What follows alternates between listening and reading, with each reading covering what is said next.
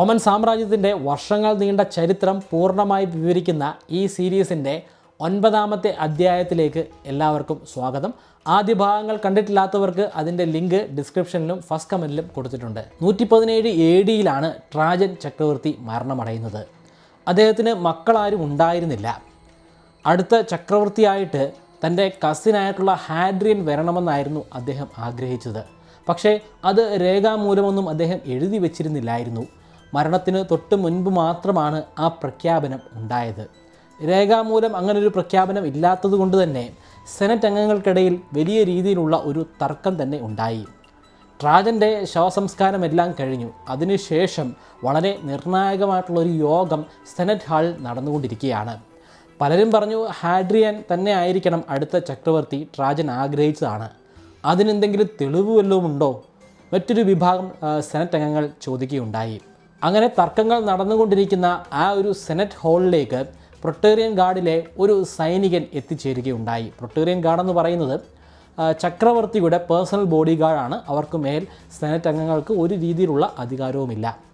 അയാളുടെ കയ്യിൽ ഒരു ഡോക്യുമെൻ്റ് ഉണ്ടായിരുന്നു. മരണമടഞ്ഞ ട്രാജൻ ചക്രവർത്തിയുടെ ഭാര്യയായ പോംപെയ ടോലനി കൊടുത്തുവിട്ട ഒരു ഡോക്യുമെൻ്റ് ആയിരുന്നു അത്. ടോളനിക്ക് ഒരിക്കലും നേരിട്ട് ആ ഒരു സദസ്സിലേക്ക് എത്തിച്ചേരാൻ സാധിക്കില്ല. കാരണം അവരൊരു സ്ത്രീയാണ്. സ്ത്രീകൾക്ക് ആ കാലഘട്ടത്തിൽ വലിയ സ്ഥാനമാനങ്ങളൊന്നും കൊടുത്തിരുന്നില്ല റോമാക്കാർ. പക്ഷേ ഇപ്പോൾ ഒരു സൈനികൻ്റെ പക്കൽ ഒരു ഡോക്യുമെൻ്റ് കൊടുത്തു വിട്ടിരിക്കുകയാണ്. ഒരു വിൽപ്പത്രമാണ് അത്. സെനറ്റ് അംഗങ്ങൾ ആ രേഖ വാങ്ങിച്ച് ഒന്ന് പരിശോധിക്കുകയുണ്ടായി. അതിൽ വ്യക്തമായിട്ട് തന്നെ ഹാഡ്രിയൻ്റെ പേര് പരാമർശിക്കുന്നുണ്ട്. തൻ്റെ കാലശേഷം തൻ്റെ ദത്തുപുത്രനും തൻ്റെ കസിനുമായിട്ടുള്ള ഹാഡ്രിയൻ ആയിരിക്കണം അടുത്ത ചക്രവർത്തി. പക്ഷേ ആ ഡോക്യുമെൻറ്റിൻ്റെ ഒരു ഭാഗത്ത് പോലും ഒരു രീതിയിലുള്ള സീലോ സിഗ്നേച്ചറോ ഉണ്ടായിരുന്നില്ല. അതുകൊണ്ട് എങ്ങനെയാണ് ഇത് സ്വീകരിക്കാൻ സാധ്യമാവുക? സെനറ്റ് അംഗങ്ങൾ പിന്നെയും തർക്കമായി. ബഹുഭൂരിപക്ഷം ആളുകളും പറയുന്നത് സെനറ്റ് അംഗങ്ങളിലെ മറ്റൊരാൾക്ക് ഈ ഒരു പദവി കൊടുക്കണം, ഹാഡ്രിയന് കൊടുക്കാനുള്ള നിർവാഹം ഇല്ല എന്നാണ്. ആരാണ് ശരിക്കും ഈ ഹാഡ്രിയൻ? ഹാഡ്രിയൻ വളരെ പ്രശസ്തനായിട്ടുള്ള ഒരു റോമൻ ജനറൽ തന്നെയാണ്. അതിനുശേഷം അദ്ദേഹത്തിന് ഒരു ഗവർണറായിട്ട് സ്ഥാനം ഏറ്റെടുക്കാനും സാധ്യമായിട്ടുണ്ട്. ട്രാജൻ മരിക്കുന്നതിന് തൊട്ട് മുൻപായിരുന്നു ഈ ഗവർണർ സ്ഥാനം കൊടുത്തത്. സിറിയയിലെ ഗവർണർ സ്ഥാനമാണ് കൊടുത്തത്. അതിനു പുറമെ ഈസ്റ്റ് ഭാഗത്ത് ഉണ്ടായിരുന്ന പട്ടാളക്കാരുടെ എല്ലാം തലവനായിട്ട് ഹാഡ്രിയനെ ഉയർത്തി കാണിക്കുകയും ചെയ്തിട്ടുണ്ടായിരുന്നു. അതായത് കിഴക്ക് ഭാഗത്തുള്ള പട്ടാളക്കാർക്കെല്ലാവർക്കും ഈ ഹാഡ്രിയന് മേൽ വലിയ രീതിയിലുള്ളൊരു പ്രീതിയാണുള്ളത്. അവരെ നല്ല രീതിയിൽ സൽക്കരിക്കുന്നതിൽ മിടുക്കനുമായിരുന്നു ഹാഡ്രിയൻ. ഹാഡ്രിയൻ നിലവിൽ റോമിലില്ല. അദ്ദേഹം ഇപ്പോൾ സിറിയയിൽ തന്നെയാണ് ഉള്ളത്. അദ്ദേഹം ഒരു സന്ദേശവാഹകനിലൂടെ ഈ കാര്യങ്ങളൊക്കെ തന്നെ മനസ്സിലാക്കുന്നുണ്ട്. പോംപെയ പ്ലോട്ടിനിക്ക് വളരെ വേണ്ടപ്പെട്ട ഒരു വ്യക്തി കൂടിയായിരുന്നു ഈ ഹാഡ്രിയൻ. ഒരു മകൻ്റെ സ്ഥാനത്ത് തന്നെയാണ് ഹാഡ്രിയനെ കണ്ടിരുന്നത്. ചരിത്രരേഖകളൊന്ന് പരിശോധിക്കുകയാണെങ്കിൽ പോംപെയെ മാത്രമല്ല, പോംപെയുടെ ഭർത്താവായ മരിച്ചുപോയ ചക്രവർത്തിയായ ട്രാജനും അതേ രീതിയിൽ തന്നെ ഇദ്ദേഹത്തെ സ്നേഹത്തോടെ കരുതി പോന്നിരുന്നു എന്ന് മനസ്സിലാക്കാം. അതുകൊണ്ട് തന്നെ നിരന്തരമായിട്ടുള്ള സന്ദേശങ്ങൾ അവർ അങ്ങോട്ടും ഇങ്ങോട്ടും കൈമാറുന്നുണ്ട്. ഇവിടെ വലിയ രീതിയിലുള്ള പ്രശ്നങ്ങളാണ്. നിന്നെ ചക്രവർത്തിയാക്കാൻ പല സെനറ്റ് അംഗങ്ങളും താല്പര്യം കാണിക്കുന്നില്ല. അപ്പോഴാണ് ഹാഡ്രിയന് ഒരു നല്ല ആശയം തോന്നിയത്. കിഴക്ക് ഭാഗത്തുള്ള സൈനികരിൽ തനിക്ക് വലിയ രീതിയിലുള്ള ഒരു കൺട്രോളാണ് ഉള്ളത്. സെനറ്റ് അംഗങ്ങൾക്ക് ഈ സൈനികരെ വലിയ ഭയമാണ്. സൈനികർ വിചാരിച്ചു കഴിഞ്ഞാൽ സെനറ്റ് അംഗങ്ങളെ കൊല്ലാൻ സാധിക്കും, ഭരണം അട്ടിമറിക്കാൻ പോലും സാധിക്കുന്നതാണ്. ചരിത്രം പരിശോധിക്കുകയാണെങ്കിൽ അങ്ങനെ നടന്നിട്ടുള്ള പല സംഭവങ്ങളും നമുക്ക് കാണാൻ കഴിയുന്നതുമാണ്. അതുകൊണ്ട് തന്നെ ഈ കിഴക്ക് പ്രവിശ്യയിലുള്ള സൈനിക മേധാവികളെ കൊണ്ട് ഒരു കത്ത് സെനറ്റിലേക്ക് അയക്കാം. കത്തിലെ സന്ദേശം ഇപ്രകാരമായിരുന്നു: ഹാഡ്രിയനാണ് അടുത്ത ചക്രവർത്തി എന്ന് ട്രാജൻ പ്രഖ്യാപിക്കുകയുണ്ടായല്ലോ. അതിൻ്റെ തീരുമാനങ്ങൾ എന്താണ് എന്നാണ് അദ്ദേഹം സ്ഥാനത്തിൽ എത്തിച്ചേരുക. നിങ്ങൾക്കെല്ലാം അറിയാമായിരിക്കും, ഈ കിഴക്ക് ഭാഗത്തുള്ള ലീജിയൻസ് എല്ലാം തന്നെയും അദ്ദേഹത്തിൻ്റെ കീഴിലാണ്. ഞങ്ങളെല്ലാവരും നിങ്ങളുടെ മറുപടിക്ക് വേണ്ടി കാത്തിരിക്കുകയാണ്. അദ്ദേഹത്തെ ആ ചക്രവർത്തി സ്ഥാനത്തേക്ക് നിങ്ങൾ എത്തിക്കുമെന്ന് തന്നെ ഞങ്ങൾ പ്രതീക്ഷിക്കുന്നു. ആ സന്ദേശത്തിൽ ഒരു വലിയ വെല്ലുവിളി നിഴലിച്ച് നിൽപ്പുണ്ടായിരുന്നു. ഇനിയിപ്പോൾ നിങ്ങൾ ഹാഡ്രിയനെ അല്ല അടുത്ത ചക്രവർത്തി ആക്കുന്നതെങ്കിൽ ഒരു വലിയ അട്ടിമറി നടക്കാനുള്ള സാധ്യതയുണ്ട്. അതങ്ങനെ എഴുതി വച്ചിട്ടില്ല, പക്ഷേ ഇൻഡയറക്റ്റ്ലി അത് കൺവേ ചെയ്യുന്നുമുണ്ട്. സെനറ്റിന് വേറെ നിർവാഹമൊന്നും ഉണ്ടായിരുന്നില്ല. അവർ സിറിയയിലേക്ക് ഒരു സന്ദേശം അയച്ചു. എത്രയും പെട്ടെന്ന് ഹാഡ്രിയൻ ഇവിടെ എത്തിച്ചേരുക, താങ്കൾ അടുത്ത ചക്രവർത്തിയാകാൻ പോവുകയാണ്. വലിയ ആഘോഷങ്ങളോടുകൂടി തന്നെയാണ് ഹാഡ്രിയൻ ചക്രവർത്തി സ്ഥാനം ഏറ്റുവാങ്ങുന്നത്. പക്ഷേ അദ്ദേഹത്തിന് ആശ്വസിക്കാൻ പറ്റുന്ന ഒരു സാഹചര്യമായിരുന്നില്ല റോമിലുണ്ടായിരുന്നത്. കഴിഞ്ഞ 1-2 കൊല്ലമായിട്ട് ശക്തമായിട്ടുള്ള ഒരു യുദ്ധം തന്നെയാണ് നടന്നത് പാർത്തിയൻസിനെതിരെ. ആ യുദ്ധത്തിനിടയിലാണ് ട്രാജൻ മരണമടഞ്ഞത് പോലും. ആ യുദ്ധം വലിയ നാശനഷ്ടങ്ങൾ റോമിന് സമ്മാനിച്ചിട്ടുണ്ട്. തീർച്ചയായിട്ടും ആ യുദ്ധത്തിൽ വിജയിച്ചതൊക്കെ തന്നെയും റോം തന്നെയാണ്. പക്ഷേ ആ യുദ്ധത്തിനു വേണ്ടി ഒരുപാട് പണം ചെലവഴിച്ചിട്ടുണ്ട്, ഒരുപാട് പട്ടാളക്കാർ മരണമടഞ്ഞിട്ടുമുണ്ട്. അതിനു പുറമെ ആ യുദ്ധം ഇൻഡയറക്റ്റ്ലി മറ്റൊരു പ്രശ്നം കൂടി സൃഷ്ടിച്ചിരുന്നു. 117 AD ട്രാജൻ മരണമടയുന്നത്. അതിന് 2 വർഷം മുൻപാണ് ഈ യുദ്ധങ്ങളൊക്കെ തന്നെയും ആരംഭിക്കുന്നത്. യുദ്ധം ആരംഭിക്കുമ്പോൾ തീർച്ചയായിട്ടും വലിയൊരു സൈന്യ വ്യൂഹം തന്നെ യുദ്ധത്തിൽ പങ്കെടുക്കേണ്ടതാണ്. സൈന്യവ്യൂഹത്തെ എവിടെ നിന്നാണ് കളക്ട് ചെയ്യുന്നത്? റോമിൻ്റെ വിവിധ ഭാഗങ്ങളിലായിട്ട് വിന്യസിച്ചിരിക്കുന്ന പട്ടാളക്കാരെ വിളിക്കുന്നതാണ്. ആ പട്ടാളക്കാരാണ് ഈ യുദ്ധത്തിൽ പങ്കെടുക്കുക.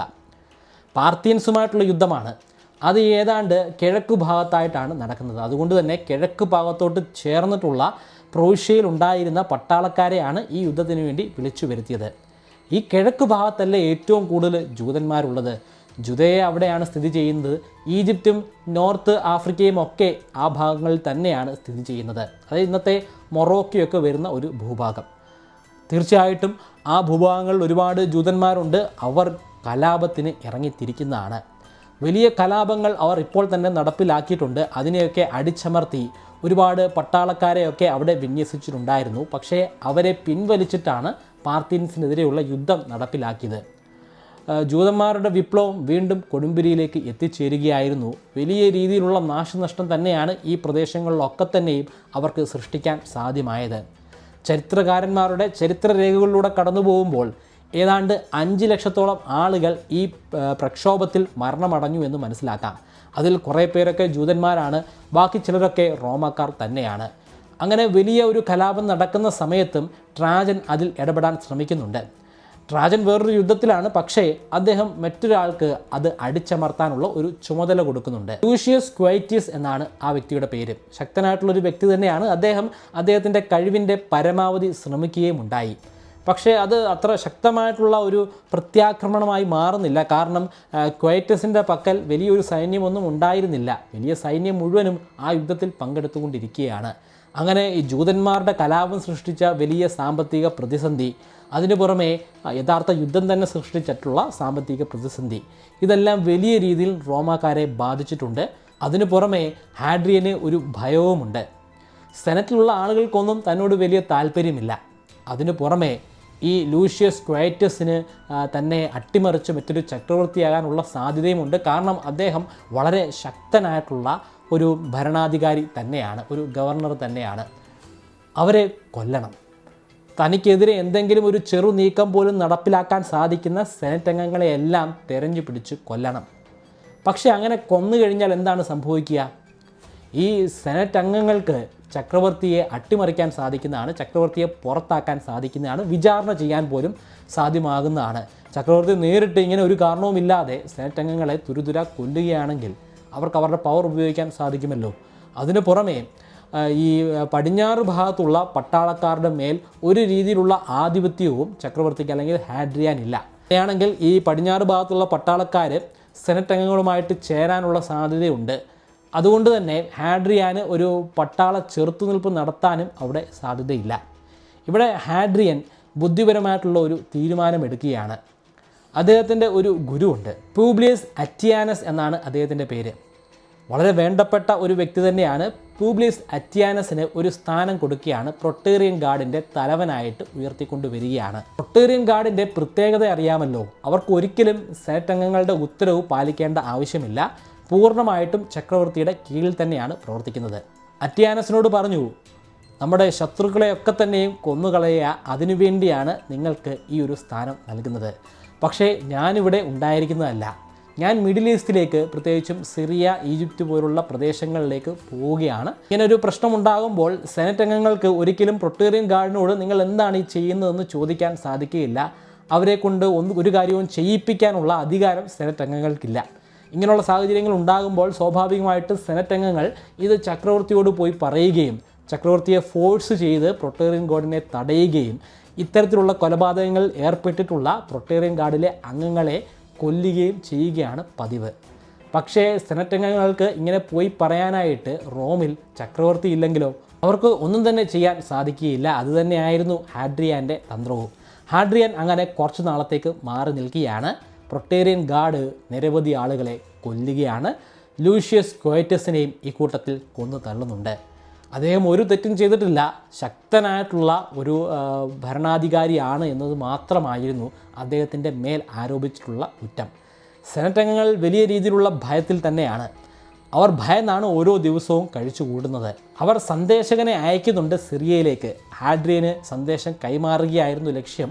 പക്ഷേ ആ സന്ദേശമൊന്നും വാങ്ങിക്കാൻ ഹാഡ്രിയൻ കൂട്ടാക്കുന്നില്ല. അദ്ദേഹം സന്ദേശവാഹകനെ കാണുക പോലും ചെയ്യുന്നില്ല. ചക്രവർത്തി തിരക്കിലാണ്, അല്ലെങ്കിൽ മറ്റൊരു സ്ഥലത്തേക്ക് പോയിരിക്കുകയാണ്, നിങ്ങൾ മടങ്ങിപ്പോകൂ എന്നുള്ള ഉത്തരവാണ് സൈനികരിൽ നിന്നും ആ സന്ദേശകന് ലഭ്യമാകുന്നത്. ഇങ്ങനെ കുറേ അധികം നാൾ കടന്നുപോയി. ആ സമയം കൊണ്ട് അറ്റിയാനസിന് വേണ്ടപ്പെട്ട ആളുകളെയൊക്കെ തന്നെയും കൊന്നുകളയാൻ സാധ്യമാകുന്നുണ്ട്. റോമിൽ നിന്നും സിറിയയിൽ പോയി നിൽക്കുന്നതിലൂടെ ഹഡ്രിയാന് മറ്റൊരു നേട്ടം കൂടി സ്വന്തമാക്കാൻ സാധിക്കുന്നുണ്ട്. അദ്ദേഹത്തിന് ജൂത കലാപം അടിച്ചമർത്താൻ സാധിക്കുകയാണ്. ഈ ജുദയുടെ വളരെ അടുത്ത് തന്നെയാണ് സിറിയ.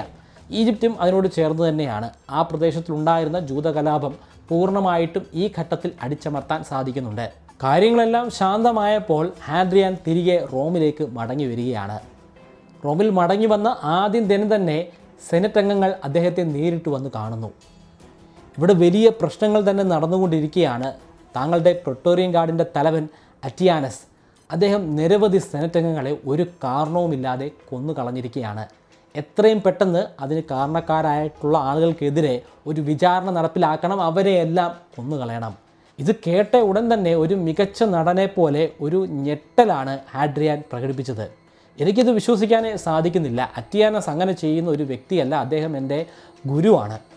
അറ്റിയാനസിനോട് എന്തായാലും ഞാൻ ഈ കാര്യത്തെക്കുറിച്ച് സംസാരിക്കുന്നതാണ്. നമുക്ക് ഉടൻ തന്നെ ഒരു അന്വേഷണം നടത്താം. കുറ്റക്കാരെ എല്ലാവരും തന്നെ ഞാൻ ശിക്ഷിക്കുന്നതാണ്. സെനറ്റ് അംഗങ്ങളെ അദ്ദേഹം പറഞ്ഞു വിടുന്നുണ്ട്. ഇനിയും നിങ്ങൾ പേടിക്കേണ്ട ഒരു ആവശ്യവുമില്ല, ഞാനിവിടെ ഉണ്ടല്ലോ. നമുക്ക് ഇനിയുള്ള ആക്രമണങ്ങളൊക്കെ തന്നെയും തടയാൻ സാധിക്കുന്നതാണ്. സെനറ്റ് അംഗങ്ങൾ ആശ്വാസത്തോടു കൂടി തന്നെ അവിടെ നിന്നും മടങ്ങിപ്പോകുന്നുണ്ട്. പക്ഷേ ഉള്ളിൽ പൊട്ടിച്ചിരിക്കുകയായിരുന്നു ഹാഡ്രിയാൻ. തൻ്റെ എതിരാളികളൊക്കെ തന്നെയും ഇപ്പോൾ മരണമടഞ്ഞിരിക്കുകയാണ്. ആത്മീയ ഗുരുവായിട്ടുള്ള അറ്റിയാനസിനെ അദ്ദേഹം ഒന്നും ചെയ്യുന്നില്ല. അദ്ദേഹം വളരെയധികം പ്രായമുള്ള ഒരു മനുഷ്യനായിരുന്നു. അതുകൊണ്ട് തന്നെ റിട്ടയർ ചെയ്യാൻ അനുവദിക്കുകയാണ് ചെയ്തത്. സെനറ്റ് അംഗങ്ങൾ നോക്കുമ്പോൾ അറ്റിയാനസിനെ പുറത്താക്കി എന്നാണ് മനസ്സിലാക്കുന്നത്. പക്ഷേ യഥാർത്ഥത്തിൽ അങ്ങനെയല്ല. അദ്ദേഹത്തിൻ്റെ ദൗത്യം എന്ന് പറയുന്നത് ഈ പറഞ്ഞ ആളുകളെയൊക്കെ തന്നെയും കൊല്ലുക എന്നത് മാത്രമായിരുന്നു. ആ ദൗത്യം ചെയ്തു കഴിഞ്ഞപ്പോൾ അദ്ദേഹത്തിനെ വിശ്രമിക്കാനായിട്ട് വിടുക മാത്രമാണ് ചെയ്തത്. ഒരു രീതിയിലുള്ള ശിക്ഷാ നടപടിയും സ്വീകരിച്ചില്ല. സെനറ്റ് അംഗങ്ങൾ പലപ്പോഴായിട്ട് ഇതിനെക്കുറിച്ച് സംസാരിക്കുമ്പോൾ അന്വേഷണം നടക്കുകയാണ്. ഞാൻ രഹസ്യമായിട്ട് ഒരു സൈന്യ വ്യൂഹത്തെ ഇതിനു വേണ്ടി ഏർപ്പാട് ചെയ്തിട്ടുണ്ട്. അവരുടെ ഫലങ്ങളൊക്കെ വരട്ടെ, അതനുസരിച്ച് നമുക്ക് നടപടികൾ സ്വീകരിക്കാം. പക്ഷേ ചരിത്രത്തിൽ അങ്ങനൊരു അന്വേഷണത്തെക്കുറിച്ചോ അതിൻ്റെ ഫലത്തെക്കുറിച്ചോ അതിൻ്റെ ശിക്ഷാ നടപടികളെക്കുറിച്ചോ ഒന്നും പരാമർശിക്കുന്നില്ല. തീർച്ചയായിട്ടും അങ്ങനെയുള്ള ഒരു ശിക്ഷയും നടപ്പിലാക്കിയിട്ടുണ്ടായിരിക്കുകയില്ല. പ്രൊട്ടേറിയൻ ഗാർഡിൻ്റെ തലവൻ എന്ന സ്ഥാനത്തു നിന്നും അറ്റിയാനസിനെ മാറ്റി പകരം മാർക്കോസ് ടർബോയെ തലവനാക്കി മാറ്റുകയാണ്. ശേഷം ചക്രവർത്തി വലിയൊരു സദസ്സൊരുക്കുകയാണ്.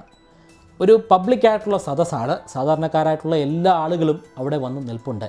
എന്തോ വലിയൊരു തീരുമാനം എടുക്കാൻ പോവുകയാണെന്ന് എല്ലാവർക്കും വ്യക്തമായിരുന്നു. പക്ഷേ സെനറ്റ് അംഗങ്ങൾക്ക് പോലും അതുമായി ബന്ധപ്പെട്ട് ഒന്നും അറിയുകയില്ല. ആളുകളെല്ലാം എത്തിച്ചേർന്നതിന് ശേഷം മാത്രമാണ് ചക്രവർത്തി അവിടേക്ക് കടന്നു വരുന്നത്. അവിടെ ഒരു ഉയർന്ന പ്ലാറ്റ്ഫോമിൽ അദ്ദേഹം വന്ന് ഇരിക്കുകയുണ്ടായി. ആ പ്ലാറ്റ്ഫോമിൻ്റെ വളരെ അരികിൽ തന്നെ വലിയൊരു അഗ്നികുണ്ഡമുണ്ടായിരുന്നു. അവിടെ തീ കത്തിക്കൊണ്ട് തന്നെ ഇരിക്കുകയാണ്. എല്ലാവരിലും ഒരു ഭയമുണ്ട്. ചക്രവർത്തി ആദ്യമായി നടപ്പിലാക്കാൻ പോകുന്ന ഒരു ഭരണ പരിഷ്കരണമാണ്. എന്താണ് ഇവിടെ സംഭവിക്കാൻ പോകുന്നത്? ഇനി ഞങ്ങളെ ചുട്ടുകൊല്ലാനുള്ള പുറപ്പാടിലാണോ അദ്ദേഹം? ആ ഡോക്യുമെൻറ്റിൽ കൊല്ലാനുള്ള ആളുകളുടെ ലിസ്റ്റായിരിക്കുമോ ഉണ്ടായിരിക്കുക? സെനറ്റ് അംഗങ്ങളും ജനങ്ങളും ഒരുപോലെ തന്നെ ഭയന്നു. പക്ഷേ ആ ഭയം അല്പനേരം മാത്രമേ ഉണ്ടായിരുന്നുള്ളൂ. പെട്ടെന്ന് തന്നെ ഒരു ശാന്തത അവരിലേക്ക് ഒഴുകിയെത്തുകയാണ് ഉണ്ടായത്. അതിൻ്റെ കാരണം ചക്രവർത്തിയുടെ ഒരു അറിയിപ്പായിരുന്നു. നമ്മൾ വലിയൊരു കടബാധ്യതയിലൂടെയാണ് കടന്നു പോകുന്നതെന്ന് നിങ്ങൾക്കറിയാമല്ലോ. അതിൻ്റെ കാരണം കഴിഞ്ഞ 2 വർഷമായിട്ട് നടന്നിട്ടുള്ള ജൂത കലാപവും യുദ്ധവും തന്നെയാണ്. അത് നമുക്ക് അവസാനിപ്പിക്കണം. ജൂത കലാപം ഞാൻ അടിച്ചമർത്തിയിട്ടുണ്ട്. യുദ്ധം ഇപ്പോൾ ഏതാണ്ട് ശാന്തമായിട്ടുള്ള അവസ്ഥയിൽ തന്നെയാണ്. അത് പൂർണ്ണമായിട്ടും ശാന്തമാക്കാനായിട്ട് ഞാൻ ചില നടപടികൾ നടപ്പിലാക്കുന്നുണ്ട്. അതിനെക്കുറിച്ച് ഞാൻ അല്പം കഴിഞ്ഞ് പറയാം. വളരെ പ്രധാനപ്പെട്ടൊരു കാര്യമാണ് ആദ്യം എനിക്ക് പറയാനുള്ളത്. നിങ്ങൾ ധാരാളമായിട്ട് ടാക്സ് അടയ്ക്കാനുള്ള ആളുകളുണ്ട്. കഴിഞ്ഞ കുറേ മാസത്തെ ടാക്സുകൾ നിങ്ങൾ പലരും അടച്ചിട്ടില്ല. ആ ടാക്സിൻ്റെ ഒരു വലിയ കൂമ്പാരം തന്നെ ഇവിടെ ഉണ്ട്. അങ്ങനെ പറയുന്നതിനിടയിൽ ഒരു വലിയ ട്രൈസൈക്കിൾ നിറയെ ഡോക്യുമെൻറ്റുകളുമായിട്ട് ഒരു സൈനികൻ എത്തിച്ചേരുകയാണ്. നിറയെ ഡോക്യുമെൻറ്റുകളുണ്ട്. അത് ചൂണ്ടിക്കാണിച്ചുകൊണ്ട് ഹാഡ്രിയൻ പറയുകയാണ്, ഇതിൽ മുഴുവനും നിങ്ങൾ തരാനുള്ള അരിയേഴ്സിൻ്റെ കണക്കാണ്. അതെല്ലാം ഈ അഗ്നികുണ്ഡത്തിലിട്ട് നശിപ്പിക്കാൻ പോവുകയാണ്. നിങ്ങൾ ഇനി അതൊന്നും അടയ്ക്കേണ്ട ആവശ്യമില്ല. നമ്മുടെ രാജ്യത്തിന് ഒരുപാട് പ്രതിസന്ധിയുണ്ട്. തീർച്ചയായിട്ടും ഈ കരമൊക്കെ കിട്ടിയാൽ മാത്രമേ അതിലൂടെ നമുക്ക് അതിജീവിക്കാൻ സാധിക്കുകയുള്ളൂ. പക്ഷേ നിങ്ങളെ ഇപ്പോൾ ശല്യം ചെയ്യാൻ ഞാൻ മുതിരുന്നില്ല. നിങ്ങൾ ഇതുവരെയുള്ള നിങ്ങളുടെ ബാധ്യതകളൊന്നും തന്നെ അടച്ചു തീർക്കേണ്ട ആവശ്യമില്ല.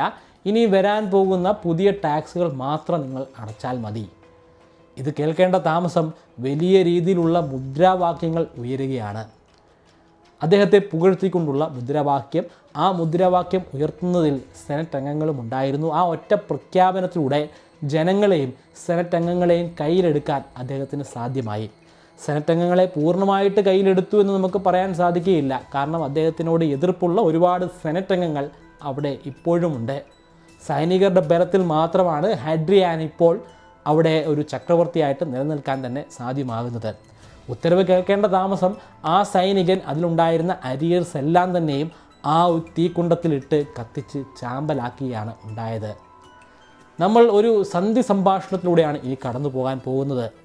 യുദ്ധം ഇനി നമുക്ക് ആവശ്യമില്ല. നമ്മുടെ സാമ്രാജ്യം വലിയൊരു സാമ്രാജ്യം തന്നെയാണ്. ഇവിടെ ശാന്തതയും സമാധാനവും പുനർസൃഷ്ടിക്കുക എന്നതാണ് എൻ്റെ ദൗത്യം.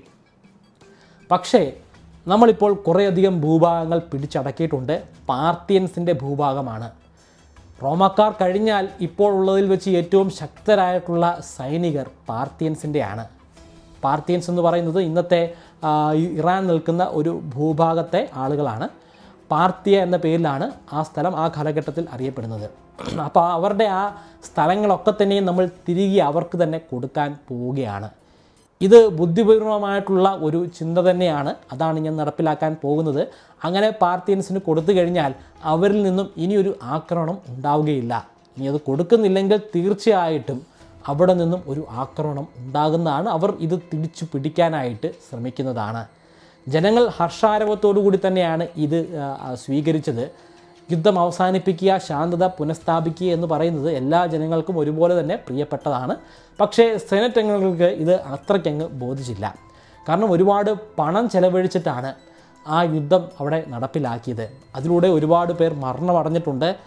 സാക്ഷാൽ ട്രാജൻ പോലും ആ യുദ്ധത്തിലൂടെ തന്നെയാണ് മരണമടഞ്ഞത്. ഈ ഒരു മീറ്റിങ്ങിനൊക്കെ ശേഷം സെനറ്റ് അംഗങ്ങൾ വന്ന് അദ്ദേഹത്തെ കാണുന്നുണ്ട്. എത്രയും പെട്ടെന്ന് തന്നെ ആ തീരുമാനത്തിൽ നിന്ന് പിന്നോക്കം പോകണം. പാർത്തിയൻസിൻ്റെ ആ സ്ഥലം നമുക്ക് തന്നെ അവകാശപ്പെട്ടതാണെന്നൊക്കെ വാദിക്കുകയാണ്. പക്ഷേ അതൊന്നും ചെവിക്കൊള്ളുന്നില്ല ഹാഡ്രിയൻ. ഇനി നമ്മൾ കാണാൻ പോകുന്നത് ഹാഡ്രിയൻ്റെ വളരെ അൺകൺവെൻഷണലായിട്ടുള്ള ഒരു ഭരണരീതിയാണ്. അതുവരെ റോമൻ ചക്രവർത്തിമാർ ഏർപ്പാടാക്കിയിട്ടില്ലാത്ത ഒരു വ്യത്യസ്തമായിട്ടുള്ള ഭരണരീതി. അതൊരു മികച്ച ഭരണരീതിയാണെന്ന് പോലും നമുക്ക് പറയേണ്ടി വരും. നമ്മുടെ രാജ്യം ഇപ്പോൾ ഇന്ന ആൾ ഭരിക്കുകയാണെങ്കിൽ വളരെ മികച്ചതായിരിക്കും, നമ്മുടെ രാജ്യം ഒരു വലിയ പുരോഗതിയിലേക്കൊക്കെ വരുമെന്നൊക്കെ നമ്മൾ പലപ്പോഴും ചിന്തിക്കുകയും പറയുകയും ഒക്കെ ചെയ്യാറില്ലേ? അങ്ങനെ പറയുന്ന ഒരു ഭരണരീതിയാണ് ഇവിടെ ഹാഡ്രിയാൻ നടപ്പിലാക്കുന്നത്. ഇതിൽ പറയുന്ന പല കാര്യങ്ങളും കേൾക്കുമ്പോൾ ഇങ്ങനെ ഒരു ചക്രവർത്തി നമ്മുടെ രാജ്യം ഇപ്പോൾ ഭരിച്ചിരുന്നെങ്കിൽ എന്തുകൊണ്ടും നല്ലതായിരുന്നു എന്ന് നിങ്ങൾ ചിന്തിക്കും. തീർച്ചയാണ്. പക്ഷേ ചിലത് കേൾക്കുമ്പോൾ ഇങ്ങനെ ഒരാളെ നമുക്ക് ആവശ്യമില്ല എന്ന് പോലും ചിന്തിക്കുന്നതാണ്. എന്തായാലും ആ ഭരണരീതി എങ്ങനെയാണെന്ന് നമുക്ക് നോക്കാം. ഹാഡ്രിയൻ ഒരു ഉത്തരവ് പുറപ്പെടുവിക്കുകയാണ്. സഞ്ചരിക്കുന്ന ഒരു കൊട്ടാരം സ്ഥാപിക്കാൻ പോവുകയാണ്. സഞ്ചരിക്കുന്ന കൊട്ടാരം എന്ന് പറയുമ്പോൾ കണ്ടിന്യൂസ് ആയിട്ട് അത് യാത്ര ചെയ്യണം. റോമിൻ്റെ മുക്കും മൂലയിലുമൊക്കെ അത് എത്തിച്ചേരണം. അവിടെയുള്ള സാധാരണക്കാരായിട്ടുള്ള ജനങ്ങളുടെ പ്രശ്നങ്ങൾ മനസ്സിലാക്കണം, അത് സോൾവ് ചെയ്യണം. പട്ടാളക്കാരുടെയും പ്രശ്നങ്ങൾ മനസ്സിലാക്കണം, അതും സോൾവ് ചെയ്യണം. ശാന്തത എല്ലായിടത്തും പുനഃസ്ഥാപിക്കണം. എല്ലാവർക്കും ആവശ്യത്തിനുള്ള പണം ഉണ്ടായിരിക്കണം, ആവശ്യത്തിനുള്ള ഭക്ഷണം ലഭ്യമാക്കണം. അതിന് ആരെയെങ്കിലും അങ്ങോട്ട് പറഞ്ഞയച്ചിട്ട് കാര്യമില്ല. കൊട്ടാരം തന്നെ അവിടേക്ക് യാത്ര ചെയ്യേണ്ടതാണ്. അങ്ങനെ 5000-ഓളം വരുന്ന ഒരു പരിവാരവുമായിട്ട് അദ്ദേഹം യാത്ര പുറപ്പെടുകയാണ്. യാത്രയിൽ എങ്ങോട്ടാണ് ആദ്യം സഞ്ചരിക്കേണ്ടത്? കിഴക്ക് ദിക്ക് അദ്ദേഹത്തിന് വ്യക്തമായിട്ട് അറിയാവുന്ന ഒരു പ്രദേശമാണ്. അദ്ദേഹം കിഴക്കിലെ ഗവർണറായിരുന്നു. അവിടെയുള്ള സൈനികരുമായിട്ട് വലിയ അടുത്ത ബന്ധം തന്നെ ഉണ്ട്. പക്ഷേ ഈ കിഴക്കോട്ട് പോവുകയാണെങ്കിൽ ഒരുപക്ഷെ സെനറ്റ് അംഗങ്ങൾ ഒരു കളി കളിക്കാനുള്ള സാധ്യതയുണ്ട്. പടിഞ്ഞാറ് ഭാഗത്തുള്ള സൈനികരുമായിട്ട് ഒരു ബന്ധവുമില്ല ഇദ്ദേഹത്തിന്. അങ്ങനെയാണെങ്കിൽ സെനറ്റ് അംഗങ്ങൾ പടിഞ്ഞാറ് ഭാഗത്തെ സൈനികരുമായിട്ട് കൂട്ടുപിടിച്ചിട്ട് ഭരണം അട്ടിമറിക്കാനുള്ളൊരു സാധ്യതയുണ്ട്. ചക്രവർത്തി റോമിൽ ഇല്ലല്ലോ. അതുകൊണ്ട് ഹാഡ്രിയാൻ ബുദ്ധിപൂർവം അദ്ദേഹത്തിൻ്റെ യാത്രയുടെ ആദ്യത്തെ ലക്ഷ്യസ്ഥാനം അത് പടിഞ്ഞാറ് ഭാഗത്തേക്ക് ആക്കുകയാണ്. അവിടുത്തെ സൈനികരെയും തൻ്റെ ഒപ്പമാക്കണം. ഇതിനോടൊപ്പം തന്നെ ജനങ്ങളും തന്നെ സ്നേഹിക്കണം. അങ്ങനെ യാത്ര ആരംഭിക്കുകയാണ്. വൈകുന്നേരങ്ങളൊക്കെ ആകുമ്പോഴേക്കും അവിടെ വലിയ ടെൻറ്റ് കിട്ടുന്നതാണ്, കൊട്ടാര സമാനമായിട്ടുള്ള ടെൻറ്റ്. ആ ടെൻറ്റിൽ വിശ്രമിക്കുന്നതാണ്. അടുത്ത ദിവസങ്ങൾ വീണ്ടും യാത്ര തിരിക്കും. ടെൻറ്റ് പക്ഷേ അതുപോലെ തന്നെ കാണും. അതിൻ്റെ ചുറ്റുപാടുമൊക്കെ സന്ദർശിക്കും. വേണ്ടപ്പെട്ട ആളുകളെയൊക്കെ കാണും. ജനങ്ങളുടെ പ്രശ്നങ്ങൾ നേരിട്ട് കണ്ട് മനസ്സിലാക്കും. ഉദ്യോഗസ്ഥരെയൊക്കെ നേരിട്ട് കണ്ട് അവിടുത്തെ ഭരണം എങ്ങനെയാണെന്ന് വിലയിരുത്തും. അതിനുശേഷം വീണ്ടും ഈ ടെൻറ്റിലേക്ക് മടങ്ങിയെത്തും. അങ്ങനെ കുറച്ച് നാളും അവിടെ നിന്ന് അതിൻ്റെ അടുത്തുള്ള പ്രദേശങ്ങളിലെല്ലാം സന്ദർശിച്ചതിന് ശേഷം മാത്രമാണ് ആ ടെൻറ്റ് അവിടെ നിന്നും നീക്കം ചെയ്യുന്നത്. പിന്നെ യാത്ര ചെയ്ത് മറ്റൊരു സ്ഥലത്തേക്ക് പോകുന്നു. അവിടെ വീണ്ടും ടെൻറ്റ് സ്ഥാപിക്കുന്നു. ഇങ്ങനെ കുറേയധികം വർഷങ്ങൾ നീണ്ടു നിന്നിട്ടുള്ള ഒരു വലിയ യാത്ര തന്നെയാണ്. അദ്ദേഹത്തിൻ്റെ മൊത്തം ഭരണകാലഘട്ടത്തിൻ്റെ പകുതിയിലധികവും അദ്ദേഹം യാത്ര ചെയ്തുകൊണ്ട് തന്നെ ഇരിക്കുകയായിരുന്നു. ആത്മാർത്ഥമായിട്ട് സ്വന്തം ആരോഗ്യത്തെ പോലും തൃണവൽക്കരിച്ചുകൊണ്ടുള്ള ഒരു ഭരണ രീതിയായിരുന്നു ഇത്. അദ്ദേഹം ഗർമേനിയയുടെ അതിർത്തിയിലെത്തി. ഇന്നത്തെ ജർമ്മനിയാണ് അന്നത്തെ ഗർമേനിയ. ആ ഗർമേനിയയും റോമിനെയും തമ്മിൽ വേർതിരിക്കുന്ന ഒരു നദിയുണ്ട്, റൈൻ നദി. ആ റൈൻ നദിയുടെ തെക്ക് ഭാഗത്താണ് റോം സ്ഥിതി ചെയ്യുന്നത്. അതിൻ്റെ വടക്ക് കിഴക്ക് ഭാഗത്തായിട്ട് ഗർമേനിയാണ് സ്ഥിതി ചെയ്യുന്നത്. അപ്പോൾ അവിടെ വലിയ രീതിയിലുള്ള തടി കൊണ്ടുണ്ടാക്കിയിട്ടുള്ള മതിലുകൾ അദ്ദേഹത്തിന് കാണാൻ സാധ്യമായി. ആ മതിലിൻ്റെ ഇപ്പുറത്താണ് റോം. അവിടെ ധാരാളമായിട്ട് സൈനികരുണ്ട്. സൈനികരുടെ ഒരു വലിയ ക്യാമ്പ് തന്നെ സ്ഥാപിച്ചിട്ടുണ്ട്. ആ ക്യാമ്പിൽ നിന്നും കിലോമീറ്ററോളം അകലെ വരെ സൈനികർ നടന്ന് അവിടെ റോന്തു ചുറ്റുന്നുണ്ട്. വളരെ ദുസ്സഹമായിട്ടുള്ള ജീവിതമാണ് അവർ നയിച്ചു പോകുന്നതെന്ന് ചക്രവർത്തിക്ക് ഒറ്റ കാഴ്ചയിൽ തന്നെ മനസ്സിലായി. അദ്ദേഹം ഒരു സാധാരണ സൈനികൻ്റെ അരികിൽ ചെന്ന് അദ്ദേഹത്തോട് നേരിട്ട് സംസാരിക്കാൻ തുടങ്ങി. ആ സൈനികൻ അക്ഷരാർത്ഥത്തിൽ തന്നെ പേടിച്ച് വിറയ്ക്കുകയാണ്. വളരെ ശാന്തമായി തന്നെ ആ സൈനികൻ്റെ തോളിലൊന്ന് തലോടിക്കൊണ്ട് തന്നെ പറഞ്ഞു, നിങ്ങളൊന്നുകൊണ്ടും ഭയപ്പെടേണ്ട ആവശ്യമില്ല. കലികിലെ പോലെ ഒരു കാരണവുമില്ലാതെ സൈനികരെ കൊന്നു തള്ളുന്ന ഒരു കോമാളിയൊന്നുമല്ല ഞാൻ. നിങ്ങളുടെ സുഖകാര്യങ്ങൾ മനസ്സിലാക്കാൻ വേണ്ടിയാണ് ഞാൻ ഇങ്ങോട്ട് വന്നിരിക്കുന്നത്. നിങ്ങൾ എന്താണ് ഭക്ഷിച്ചതെന്ന് പറയൂ. എന്തൊക്കെയാണ് നിങ്ങൾക്ക് ഇന്ന് രാവിലെ കഴിക്കാൻ കിട്ടിയത്? ഞാൻ രാവിലെ അല്പം ബേക്കണും വിന്നാഗിരിയുമാണ് കഴിച്ചത്. വിന്നാഗിരിയിൽ മുക്കി ബേക്കൺ കഴിക്കുകയായിരുന്നു. ബേക്കൺ എന്ന് പറയുന്നത് പന്നി ഇറച്ചിയാണ്. അതായത് പന്നിയുടെ ശരീരഭാഗത്തിൻ്റെ ചില അംശങ്ങളൊക്കെ പല കഷ്ണങ്ങളായിട്ട് മുറിച്ചെടുത്ത് അത് ഉപ്പിൽ മുക്കിയെടുത്തുണ്ടാക്കുന്ന ഒരു തരത്തിലുള്ള ഭക്ഷണമാണ്. അതും വിന്നാഗിരി മാത്രമായിരുന്നു അദ്ദേഹം കാലത്ത് കഴിച്ചത്. നിങ്ങൾ ഇന്നലെ എന്താണ് കഴിച്ചത്? ഇന്നലെ അത്താഴം കഴിച്ചതും ഇതുതന്നെ ആയിരുന്നു. ഉച്ചയ്ക്കും ഇതുതന്നെയായിരുന്നു. രാവിലെയും ഇതുതന്നെയായിരുന്നു. കഴിഞ്ഞ മാസങ്ങളായിട്ട്, കഴിഞ്ഞ വർഷങ്ങളായിട്ട് ഇതേ ഭക്ഷണം തന്നെയാണ് എല്ലാ ദിവസവും 3 നേരവും കഴിച്ചുകൊണ്ടിരിക്കുന്നത്. ഒരു വ്യക്തി ഒരേ ഭക്ഷണം തന്നെ സ്ഥിരമായിട്ട് കഴിച്ചുകൊണ്ടിരിക്കുക എന്ന് പറയുന്നത് അത് വലിയ മടുപ്പുളവാക്കുന്ന ഒരു കാര്യം തന്നെയാണ്. ഇവർ ചെയ്യുന്നതും ഒരേ രീതിയിലുള്ള ജോലി തന്നെയാണ്. എല്ലാ ദിവസവും ഏതാണ്ട് ഒരു 20 കിലോമീറ്ററോളം ഇവർക്ക് യാത്ര ചെയ്യേണ്ടതായിട്ടുണ്ട്. അങ്ങനെ യാത്ര ചെയ്തുകൊണ്ടുള്ള ഒരു ജീവിതമാണ്. ഇവർക്ക് വല്ലപ്പോഴും മാത്രമാണ് ഇവരുടെ കുടുംബത്തേക്ക്, ഭാര്യയുടെ അരികിലേക്ക് പോകാൻ സാധ്യമാകുന്നത്. ചക്രവർത്തിക്ക് വലിയ രീതിയിലുള്ളൊരു വിഷമം തോന്നി. നിങ്ങൾ വിഷമിക്കേണ്ട ആവശ്യമില്ല. നിങ്ങൾക്കിനിയും ഓരോ ദിവസവും വ്യത്യസ്തമായിട്ടുള്ള ഭക്ഷണം കഴിക്കാം. ഇത് പറയുക മാത്രമല്ല, അദ്ദേഹം ഒരു ഓർഡറും പുറപ്പെടുവിച്ചു. റെസ്റ്റ് ഹൗസുകൾ സ്ഥാപിക്കുക ഈ അതിർത്തിയിൽ ഒക്കെ തന്നെയും. ഒരു 20 കിലോമീറ്റർ ദൂരത്തിലുള്ള റെസ്റ്റ് ഹൗസ്. അതായത് ഒരു സൈനികൻ ഒരു ദിവസം പാറാവ് ജോലി ചെയ്യുമ്പോൾ അദ്ദേഹം യാത്ര ചെയ്ത് അടുത്ത റെസ്റ്റ് ഹൗസിലെത്തിയിട്ടുണ്ടായിരിക്കും. ഓരോ റെസ്റ്റ് ഹൗസിലും വ്യത്യസ്തമായിട്ടുള്ള ഭക്ഷണമായിരിക്കും ഉണ്ടാവുക. ഒരിടത്ത് പന്നിയിറച്ചിയാണെങ്കിൽ മറ്റിടത്ത് ഒരു വെജിറ്റബിൾ സൂപ്പായിരിക്കും ഉണ്ടായിരിക്കുക. അങ്ങനെ വ്യത്യസ്തമായിട്ടുള്ള ഭക്ഷണം കഴിക്കാൻ സാധിക്കും. ഇതിന് പുറമേ അവർക്ക് അവിടെ വിശ്രമിക്കാൻ സാധിക്കുന്നതാണ്. എല്ലാ വർഷവും ഒരു നിശ്ചിത ലീവ് ഇവർക്ക് ലഭ്യമാകുന്നതാണ്. ആ സമയങ്ങളിൽ ഇവരുടെ കുടുംബത്തേക്ക് ഇവർക്ക് മടങ്ങിപ്പോകാനും സാധിക്കുന്നതാണ്. വളരെ ആശ്വാസകരമായിട്ടുള്ളൊരു തീരുമാനം തന്നെയായിരുന്നു സൈനികർക്ക് ലഭ്യമായത്. ഇതിലൂടെ അദ്ദേഹം സ്വന്തമാക്കിയത് പടിഞ്ഞാറ് വടക്ക് ഭാഗങ്ങളിൽ ഉണ്ടായിരുന്ന സൈനികരുടെ സ്നേഹമാണ്. ആ സൈനികരും ഇദ്ദേഹത്തിൻ്റെ ഭാഗമായിട്ട് മാറി. സൈനികരെ മാത്രമല്ല, അവിടുത്തെ സാധാരണ ജനങ്ങളെ പോലും പ്രീതിപ്പെടുത്താൻ സാധിക്കുന്നുണ്ട്. അവിടെയൊക്കെ ആവശ്യമായിട്ടുള്ള അക്വാഡക്റ്റുകൾ സ്ഥാപിക്കാനുള്ള ഉത്തരവ് കൊടുക്കുന്നുണ്ട്, റോഡുകൾ പണിയുന്നുണ്ട്, പാലങ്ങൾ പണിയാനുള്ള ഉത്തരവ് കൊടുക്കുന്നുണ്ട്, ഭക്ഷ്യക്ഷാമം മാറ്റാനുള്ള നയപ്രഖ്യാപനങ്ങൾ ഉണ്ടാകുന്നുണ്ട്, ജലം അവിടെ എത്തിക്കാനുള്ള നടപടികൾ സ്വീകരിക്കുന്നുണ്ട്. ഇങ്ങനെ കുറേയധികം മാനുഷികമായിട്ടുള്ള നടപടികൾ നടത്തിക്കൊണ്ടിരിക്കുന്ന സന്ദർഭത്തിലാണ് അദ്ദേഹത്തിന് ഒരു സന്ദേശം ലഭ്യമാകുന്നത്. ബ്രിട്ടാനിയയിൽ നിന്ന്, അതായത് ബ്രിട്ടനിൽ നിന്നുള്ള ഒരു സന്ദേശമാണ്.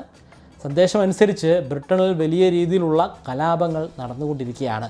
അതൊരു സ്ഥിരം വാർത്ത തന്നെയാണ്. കഴിഞ്ഞ 85 വർഷമായി റോമാക്കാർ അവിടെ ഭരിക്കുകയാണ്. പക്ഷേ ഒരുപാട് പ്രശ്നങ്ങളാണ് അവിടെ സംഭവിച്ചുകൊണ്ടിരിക്കുന്നത്. ഇതിങ്ങനെ വിട്ടാൽ മതിയാവുകയില്ല, ഇതിനൊരു തീർപ്പ് കൽപ്പിക്കണം. അതുകൊണ്ട് തന്നെ അദ്ദേഹത്തിൻ്റെ സഞ്ചരിക്കുന്ന കൊട്ടാരവുമായിട്ട് അദ്ദേഹം ഇംഗ്ലീഷ് ചാനൽ മുറിച്ച് കടന്ന് ബ്രിട്ടനിലേക്ക് പ്രവേശിക്കുകയാണ്. ഇംഗ്ലീഷ് ചാനൽ എന്ന് പറയുന്നത് ഒരു സ്ട്രെയിറ്റ് ആണ്, അല്ലെങ്കിൽ ഒരു കടലിടുക്കാണ്. ഇന്നത്തെ ഫ്രാൻസിനെയും ഇംഗ്ലണ്ടിനെയും തമ്മിൽ വേർതിരിക്കുന്ന ഒരു കടലിടുക്കാണ്. അങ്ങനെ കപ്പലിലൂടെ യാത്ര ചെയ്ത് ആ പരിവാരം അവിടെ എത്തിച്ചേരുകയാണ്. ഈ പരിവാരത്തിനോടൊപ്പം തന്നെ അദ്ദേഹത്തിൻ്റെ ഭാര്യയായ സബീനയുമുണ്ട്. അതൊരു പൊളിറ്റിക്കൽ മാരേജ് ആയിരുന്നു. ട്രാജൻ്റെ ഭാര്യയായിട്ടുള്ള പോംബെയുടെ വളരെ വേണ്ടപ്പെട്ട ആളാണ് സബീന. പോംബെ മുന്നിട്ടിറങ്ങിയിട്ടാണ് സബീനയുമായിട്ടുള്ള വിവാഹം നടപ്പിലാക്കിയത്. ഇവർ രണ്ടുപേരും തമ്മിൽ ചില കോൺഫ്ലിക്റ്റുകളൊക്കെ ഉണ്ട്. ആ കോൺഫ്ലിക്റ്റിനെ കുറിച്ച് പറയാനുള്ള ഒരു സമയമായിട്ടില്ല. ആ സന്ദർഭത്തിൽ ഞാൻ പറയാം. ഇവർ ബ്രിട്ടാനിയയിൽ അല്ലെങ്കിൽ ബ്രിട്ടനിൽ എത്തിച്ചേരുകയാണ്. ബ്രിട്ടനിലെ ഗവർണറിനെ വിളിച്ചു വരുത്തി ഒരു മീറ്റിങ്ങിലിരിക്കുകയാണ്. നിങ്ങൾ വിശദമായി എന്നോട് പറയൂ, എന്താണ് ഇവിടെ സംഭവിച്ചുകൊണ്ടിരിക്കുന്നത്? 85 വർഷമായിട്ട് ഇവിടെ നിന്ന് നമുക്കൊരു നേട്ടവും ഉണ്ടായിട്ടില്ല. ഇങ്ങനെ വലിയ രീതിയിലുള്ള പ്രൊവിഷ്യകൾ സ്ഥാപിക്കുന്നതിലൂടെ അവിടെ നിന്ന് കരം നമ്മൾക്ക് കിട്ടേണ്ടതാണ്. കരം കിട്ടുന്നുണ്ട്, പക്ഷേ അതിനേക്കാൾ കൂടുതൽ ചിലവാണ് ഇവിടെ ഉണ്ടാകുന്നത്. നിരവധി സൈനികർ മരിച്ചുകൊണ്ട് തന്നെ ഇരിക്കുകയാണ്. ഇവിടെ എന്താണ് സംഭവിക്കുന്നത്? ഇവിടെ ഇപ്പോൾ വന്നതിന് ശേഷം എനിക്ക് ഒന്നും തന്നെ കണ്ട് മനസ്സിലാക്കാൻ സാധിക്കുന്നില്ല. ഇവിടെ ശാന്തമായ അവസ്ഥ തന്നെയാണല്ലോ ഉള്ളത്. താങ്കൾ പറഞ്ഞത് ശരി തന്നെയാണ്, ഇവിടെ ശാന്തമായിട്ടുള്ള അവസ്ഥ തന്നെയാണ്. പക്ഷേ ഇത് ദക്ഷിണ ബ്രിട്ടൻ മാത്രമാണ്. ഇവിടെ നമുക്കൊരു രീതിയിലുള്ള പ്രശ്നവുമില്ല.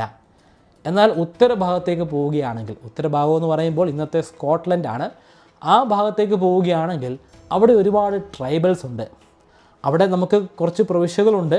ആ പ്രവിശ്യകളെ ഈ ട്രൈബൽസ് നിരന്തരമായിട്ട് ആക്രമിച്ചുകൊണ്ടിരിക്കുകയാണ്. അവർ അത്ര ശക്തരൊന്നുമല്ല, പക്ഷേ ധീരന്മാർ തന്നെയാണ്. പ്രധാനപ്പെട്ട പ്രശ്നമെന്ന് പറയുന്നത് റോം എന്താണെന്നോ നമ്മൾ ആരാണെന്നോ ഉള്ള ഒരു ധാരണയും അവർക്കില്ല. അവരെ സംബന്ധിച്ചിടത്തോളം അവരെ പോലെ തന്നെ ഉള്ള പ്രാകൃതരായിട്ടുള്ള മനുഷ്യരാണ് നമ്മളെന്നാണ് കരുതി പോരുന്നത്. അതുകൊണ്ട് തന്നെ ധീരമായിട്ട് അവർ ആക്രമിക്കുകയാണ്. ഒരുപാട് പേരെ നമുക്ക് കൊല്ലാൻ സാധിക്കുന്നുണ്ട്. പക്ഷേ നമുക്കും വലിയ രീതിയിലുള്ള നാശനഷ്ടങ്ങൾ സംഭവിച്ചുകൊണ്ടിരിക്കുകയാണ്. അതാണ് ഇവിടുത്തെ പ്രധാനപ്പെട്ട പ്രശ്നം. നമ്മളെന്തിനാണ് ആ പ്രശ്നത്തിലേക്ക് കടക്കുന്നത്? ചക്രവർത്തിയുടെ മറുപടി ഇങ്ങനെയായിരുന്നു: നമുക്ക് ആ പ്രശ്നം അങ്ങ് അവസാനിപ്പിക്കാം. അവർ അവരുടെ പ്രവിശ്യയിൽ താമസിച്ചു കൊള്ളട്ടെ, ഉത്തരഭാഗം അവർക്ക് കൊടുത്തേക്കാം, നമുക്ക് അങ്ങോട്ട് പോകണ്ട. നമ്മുടെ ലക്ഷ്യമെന്ന് പറയുന്നത് ഇവിടെ നിന്നും നമുക്ക് ലാഭമുണ്ടാകണം, നഷ്ടമുണ്ടാകാൻ പാടില്ല. അവരുമായിട്ട് കണക്ട് ചെയ്യുന്ന ഭാഗം നമുക്ക് ഒരു വലിയ മതിൽ സ്ഥാപിച്ചങ്ങ് അടയ്ക്കാം. ആ മതിലാണ് ഹാഡ്രിയൻ വാൾ എന്ന പേരിൽ അറിയപ്പെടുന്നത്. വളരെ പ്രശസ്തമായിട്ടുള്ള ഒരു വാളാണ്. ആ വാൾ പണിയാനുള്ള ഉത്തരവ് ഹാഡ്രിയാൻ ഈ ഒരു സന്ദർഭത്തിലാണ് കൊടുക്കുന്നത്. മികച്ചൊരു വാളാണ്. ആ വാൾ കാണുമ്പോൾ തന്നെ പ്രാകൃതരായിട്ടുള്ള സ്കോട്ട്ലൻഡിലെ ട്രൈബൽസ് ഒന്ന് ഭയക്കുന്നതാണ്. അവർ ചില്ലറക്കാരല്ല, അവർ നമ്മളെക്കാട്ടിലും ഉയർന്ന തലത്തിലുള്ള സിവിലൈസേഷനുള്ള വ്യക്തികൾ തന്നെയാണ്. അവർക്ക് ആ ഒരു പടുകൂറ്റൻ വാൾ നിർമ്മിക്കാൻ സാധ്യമായിരിക്കുന്നു. ഇത് യാഥാർത്ഥ്യമാവുക തന്നെയാണ് ചെയ്തത്. സ്കോട്ട്ലൻഡിൽ നിന്നും പിന്നീട് കുറച്ച് കാലത്തേക്കെങ്കിലും ഒരു ആക്രമണം ഉണ്ടാകുന്നില്ല. അങ്ങനെ ബ്രിട്ടനിൽ നിന്നും ഒരു ലാഭം ഉണ്ടാക്കാൻ റോമിന് സാധിക്കുകയാണ്. ബ്രിട്ടനിലെ പ്രശ്നങ്ങളെല്ലാം സോൾവ് ചെയ്തതിന് ശേഷം അദ്ദേഹത്തിൻ്റെ സഞ്ചരിക്കുന്ന കൊട്ടാരം പിന്നീട് യാത്ര ചെയ്യുന്നത് ഇപ്പോഴത്തെ ഫ്രാൻസ്, സ്പെയിൻ തുടങ്ങിയ പ്രദേശങ്ങളിലൂടെയാണ്. അവിടെയും സാധാരണക്കാരുടെ പ്രശ്നങ്ങളിലൊക്കെ ഇടപെട്ട് അതെല്ലാം തന്നെയും സോൾവ് ചെയ്യാൻ അദ്ദേഹത്തിന് സാധ്യമാകുന്നുണ്ട്. അവിടെ നിന്നും യാത്ര ചെയ്ത് പിന്നീട് അദ്ദേഹം പോകുന്നത് നോർത്ത് ആഫ്രിക്കയിലേക്കാണ്. അവിടെ നിന്നും കടൽ മാർഗമാണ് അവർക്ക് പോകാൻ സാധിക്കുക. കാരണം ഇതിനിടയിൽ മെഡിറ്ററേനിയൻ സീ ആണ്. ആ സീയെ കീറി മുറിച്ചുകൊണ്ട് കപ്പലിലേറി അവർ നോർത്ത് ആഫ്രിക്കയിലേക്ക് എത്തിച്ചേരുകയാണ്. നോർത്ത് ആഫ്രിക്കയിലെ അവസ്ഥ അതിദാരുണമായിരുന്നു. അതിവിടെ ഒരുപാട് വികസനം മുൻകാലങ്ങളിലൊക്കെ നടപ്പിലാക്കിയിട്ടുണ്ടായിരുന്നതാണ്. പക്ഷേ ജൂത കലാപത്തിലൂടെ അവിടെ ഉണ്ടായിരുന്ന പല കെട്ടിടങ്ങളും നശിപ്പിക്കപ്പെട്ടിരിക്കുകയാണ്. അതിൽ ഒരുപാട് വ്യാവസായിക ശാലകളുണ്ടായിരുന്നു. അതിനു പുറമെ ഒരുപാട് വീടുകളുണ്ടായിരുന്നു. അവയൊക്കെ തന്നെ നശിപ്പിച്ചു. ഹാഡ്രിയൻ ഉത്തരവിറക്കി എത്രയും പെട്ടെന്ന് തന്നെ ധാരാളം പണം ഇവിടെ എത്തിക്കുക, നമുക്ക് ഇവിടുത്തെ കെട്ടിടങ്ങളൊക്കെ പുനഃസ്ഥാപിക്കേണ്ടതായിട്ടുണ്ട്, ആളുകൾക്ക് ആവശ്യമായിട്ടുള്ള അവരുടെ വീടുകൾ പുനഃസ്ഥാപിക്കുക, അതിനു പുറമെ വ്യാവസായിക ശാലകളും സ്ഥാപിക്കുക.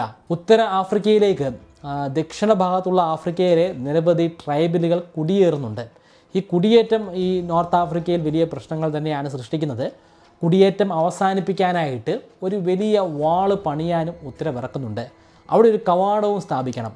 അതുകൊണ്ട് തന്നെ ആരൊക്കെയാണ് ഇവിടെ നിന്ന് വെളിയിലേക്ക് പോകുന്നതെന്നും ആരൊക്കെ ഉള്ളിലേക്ക് പ്രവേശിക്കുന്നതെന്നും കൃത്യമായിട്ടുള്ള കണക്കെടുക്കാൻ സാധിക്കുന്നതാണ്. ഇത് നോർത്ത് ആഫ്രിക്കയിൽ വലിയ രീതിയിലുള്ള ഒരു വികസനമാണ് കൊണ്ടുവരുന്നത്. കാരണം ഇങ്ങനെ ഒരു കവാടം വന്നതോടുകൂടി തന്നെ കച്ചവടക്കാർക്ക് കരം കൊടുക്കേണ്ടതായിട്ട് വന്നു. അത് ഇവിടേക്ക് സാധനങ്ങൾ കൊണ്ടുവരുന്നവർക്ക് ഒരു കരം കൊടുത്താൽ മാത്രമേ ഉള്ളിലേക്ക് പ്രവേശിക്കാൻ സാധിക്കുകയുള്ളൂ. ഇവിടെ നിന്ന് സാധനങ്ങൾ വിൽക്കാനായിട്ട് ദക്ഷിണ ആഫ്രിക്ക എന്ന് പറയുമ്പോൾ ഇന്നത്തെ സൗത്ത് ആഫ്രിക്കയായിട്ട് കമ്പയർ ചെയ്യരുത്. ഈ മൊറോക്കോയുടെ തെക്ക് ഭാഗത്ത് കാണുന്ന ആ സഹാറൻ മരുഭൂമിയും അതിൻ്റെ പിന്നിലുള്ള പ്രദേശങ്ങളുമൊക്കെയാണ് ഉദ്ദേശിക്കുന്നത്. അങ്ങനെ അവിടെ നിന്ന് വരുന്ന സാധനങ്ങളും ഇവിടെ നിന്ന് അങ്ങോട്ട് പോകുന്ന സാധനങ്ങൾക്കും ഒക്കെ കരം ഏർപ്പാടാക്കുന്നു. ആ കരം വലിയ രീതിയിൽ തന്നെ റോമിനൊരു അസറ്റായിട്ട് മാറുകയാണ്. അങ്ങനെ അവിടുത്തെയും പ്രശ്നങ്ങളൊക്കെ സോൾവ് ചെയ്യുമ്പോഴാണ് മറ്റൊരു സന്ദേശവാഹകൻ എത്തിച്ചേരുന്നത്. മെസപ്പൊട്ടോമിയയിൽ ഒരു വലിയ യുദ്ധം തന്നെ നടന്നുകൊണ്ടിരിക്കുകയാണ്. പാർത്തിയൻസിനെ ആക്രമിച്ച് ട്രാജൻ പാർത്തിയെ കീഴടക്കിയ കാര്യം പറഞ്ഞു. പിന്നീട് ഹാഡ്രിയൻ ഭരണത്തിൽ കയറിയതിന് ശേഷം അവരുമായിട്ടൊരു സന്ധി സംഭാഷണം ഉണ്ടാക്കി പാർത്തിയ അവർക്ക് തിരികെ നൽകുകയും ചെയ്തു. പക്ഷേ ട്രാജൻ പാർത്തിയ എന്നതിന് പുറമെ മെസപ്പൊട്ടോമിയയും കീഴടക്കിയിരുന്നു. മെസപ്പൊട്ടോമിയ ഇപ്പോഴും റോമാക്കാരുടെ കീഴിൽ തന്നെയാണ് വരുന്നത്. ഈ മെസപ്പൊട്ടോമിയയിൽ വീണ്ടും പാർത്തിയൻസ് കടന്നാക്രമിച്ചിരിക്കുകയാണ്. ആ ആക്രമണ വാർത്തയാണ് സന്ദേശകൻ എത്തിക്കുന്നത്. ഈ വാർത്ത കേട്ട ഉടൻ തന്നെ പരിവാരങ്ങളുമായിട്ട് അദ്ദേഹം ഈജിപ്തിലൂടെ സിറിയയിലൂടെ വീണ്ടും മെസപ്പൊട്ടോമിയയിൽ എത്തിച്ചേരുകയാണ്. മെസപ്പൊട്ടോമിയയിലുള്ള പാർത്തിയൻസുമായിട്ടൊരു സമാധാന ചർച്ചയിലാണ് അദ്ദേഹം ഏർപ്പെട്ടത്. മെസപ്പൊട്ടോമിയയുടെ യൂഫ്രട്ടീസ് നദിയുടെ കിഴക്ക് ഭാഗത്തുള്ള പ്രദേശങ്ങളൊക്കെ തന്നെയും നിങ്ങൾക്ക് സ്വന്തമാക്കാം. നമ്മൾ ഒരു രീതിയിലുള്ള യുദ്ധവും നടത്തുന്നില്ല. പക്ഷേ അതിൻ്റെ പടിഞ്ഞാറ് ഭാഗത്തുള്ള ഭൂഭാഗം പൂർണ്ണമായിട്ടും ഞങ്ങൾക്ക് അവകാശപ്പെട്ടതാണ്.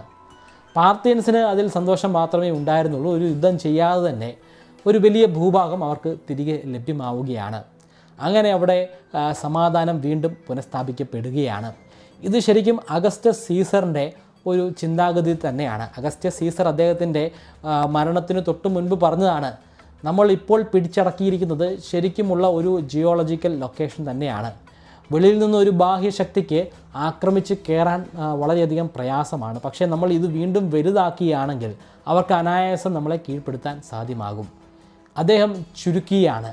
അഗസ്റ്റസ് സീസർ പറഞ്ഞതുപോലെ തന്നെ ചുരുക്കി ഒരു പൂർവ്വ അവസ്ഥയിലേക്ക് റോമൻ സാമ്രാജ്യത്തെ മാറ്റുകയാണ്. എന്നാൽ പോലും അത്യാവശ്യം വലിപ്പമുണ്ട്. ആ വലിപ്പമുള്ള പ്രദേശത്തെ ചുരുക്കിയിട്ട് അദ്ദേഹം വളരെ സ്റ്റേബിളായിട്ടുള്ള ഒരു ഭരണമാണ് നടപ്പിലാക്കുന്നത്. അവിടെ നിന്നും യാത്ര ചെയ്ത് പിന്നീട് പോകുന്നത് അനാറ്റോലി എന്ന് പറയുന്ന ഒരു പ്രവിശ്യയിലാണ്. അതായത് ഇന്നത്തെ തുർക്കി സ്ഥിതി ചെയ്യുന്ന ഭൂഭാഗം. അവിടെയും അദ്ദേഹം കുറേയധികം നാൾ ചിലവഴിക്കുകയുണ്ടായി. അവിടുത്തെ പര്യടനത്തിന് ശേഷമാണ് അദ്ദേഹം ക്ലൗഡിയോപോലിസിൽ എത്തിച്ചേരുന്നത്. അവിടെ വെച്ചാണ് ആദ്യമായിട്ട് അന്റോനിയസിനെ അദ്ദേഹം നേരിട്ട് കാണുന്നത്. അന്റോനിയസിനെ ഇദ്ദേഹത്തിന് ശരിക്കും അങ്ങ് ഇഷ്ടപ്പെട്ടു. അദ്ദേഹത്തെ വേലക്കാരനാക്കി മാറ്റുകയാണ്. അന്റോനിയസ് ഒരു സാധാരണക്കാരനാണ്, ഒരു നോബിൾ കുടുംബത്തിലുള്ള ഒരു വ്യക്തിയല്ല. നോബിൾ കുടുംബത്തിലുള്ള വ്യക്തിയെ മാത്രമേ ഒരു വലിയ ബ്യൂറോക്രാറ്റായിട്ട് മാറ്റാൻ പറ്റുകയുള്ളൂ. അല്ലാതെ ഉള്ള സാധാരണക്കാരെ സെർവൻ്റാക്കി വയ്ക്കാൻ മാത്രമേ സാധിക്കുകയുള്ളൂ. എന്തിനാണ് സെർവൻ്റാക്കി മാറ്റിയത്? ഇഷ്ടപ്പെട്ടത് കൊണ്ട് തന്നെയാണ്. എന്ത് രീതിയിലുള്ള ഇഷ്ടമാണ്? പ്രണയമാണ് അദ്ദേഹത്തിന് തോന്നിയത്. അതെ, ഇദ്ദേഹം ഒരു ഗേ ആയിരുന്നു. ഗ്രീസ് സംസ്കാരത്തോട് വളരെ താല്പര്യമുള്ള വ്യക്തിയായിരുന്നു ഇദ്ദേഹം. ഗ്രീസ് ഈ ഒരു കാലഘട്ടത്തിൽ റോമൻ സാമ്രാജ്യത്തിലെ ഒരു പ്രവിശ്യയാണ്. ഗ്രീസ് സാമ്രാജ്യത്തിൽ ഒരു വ്യക്തിക്ക് ബൈസെക്ഷൽ ആകുന്നതിൽ ഒരു തെറ്റുമില്ല. അത് സാധാരണയായി സംഭവിക്കുന്ന കാര്യം മാത്രമാണ്. അതായത് ഒരേ സമയത്ത് ഒരു പുരുഷ ഭാര്യയും അതുപോലെ തന്നെ ഒരു സ്ത്രീ ഭാര്യയും ഉണ്ടായിരിക്കുന്നതാണ് ഒരു വ്യക്തിക്ക്. അങ്ങനെ ഉണ്ടാകാനുള്ള ഒരു അവകാശം അവർക്കുണ്ട്.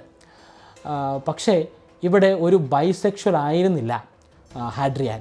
അദ്ദേഹം ഒരു ഹോമോസെക്ഷൽ ആയിരുന്നു. അദ്ദേഹത്തിന് പുരുഷന്മാരോട് മാത്രമായിരുന്നു ലൈംഗികമായിട്ടുള്ള ഒരു താല്പര്യം ഉണ്ടായിരുന്നത്.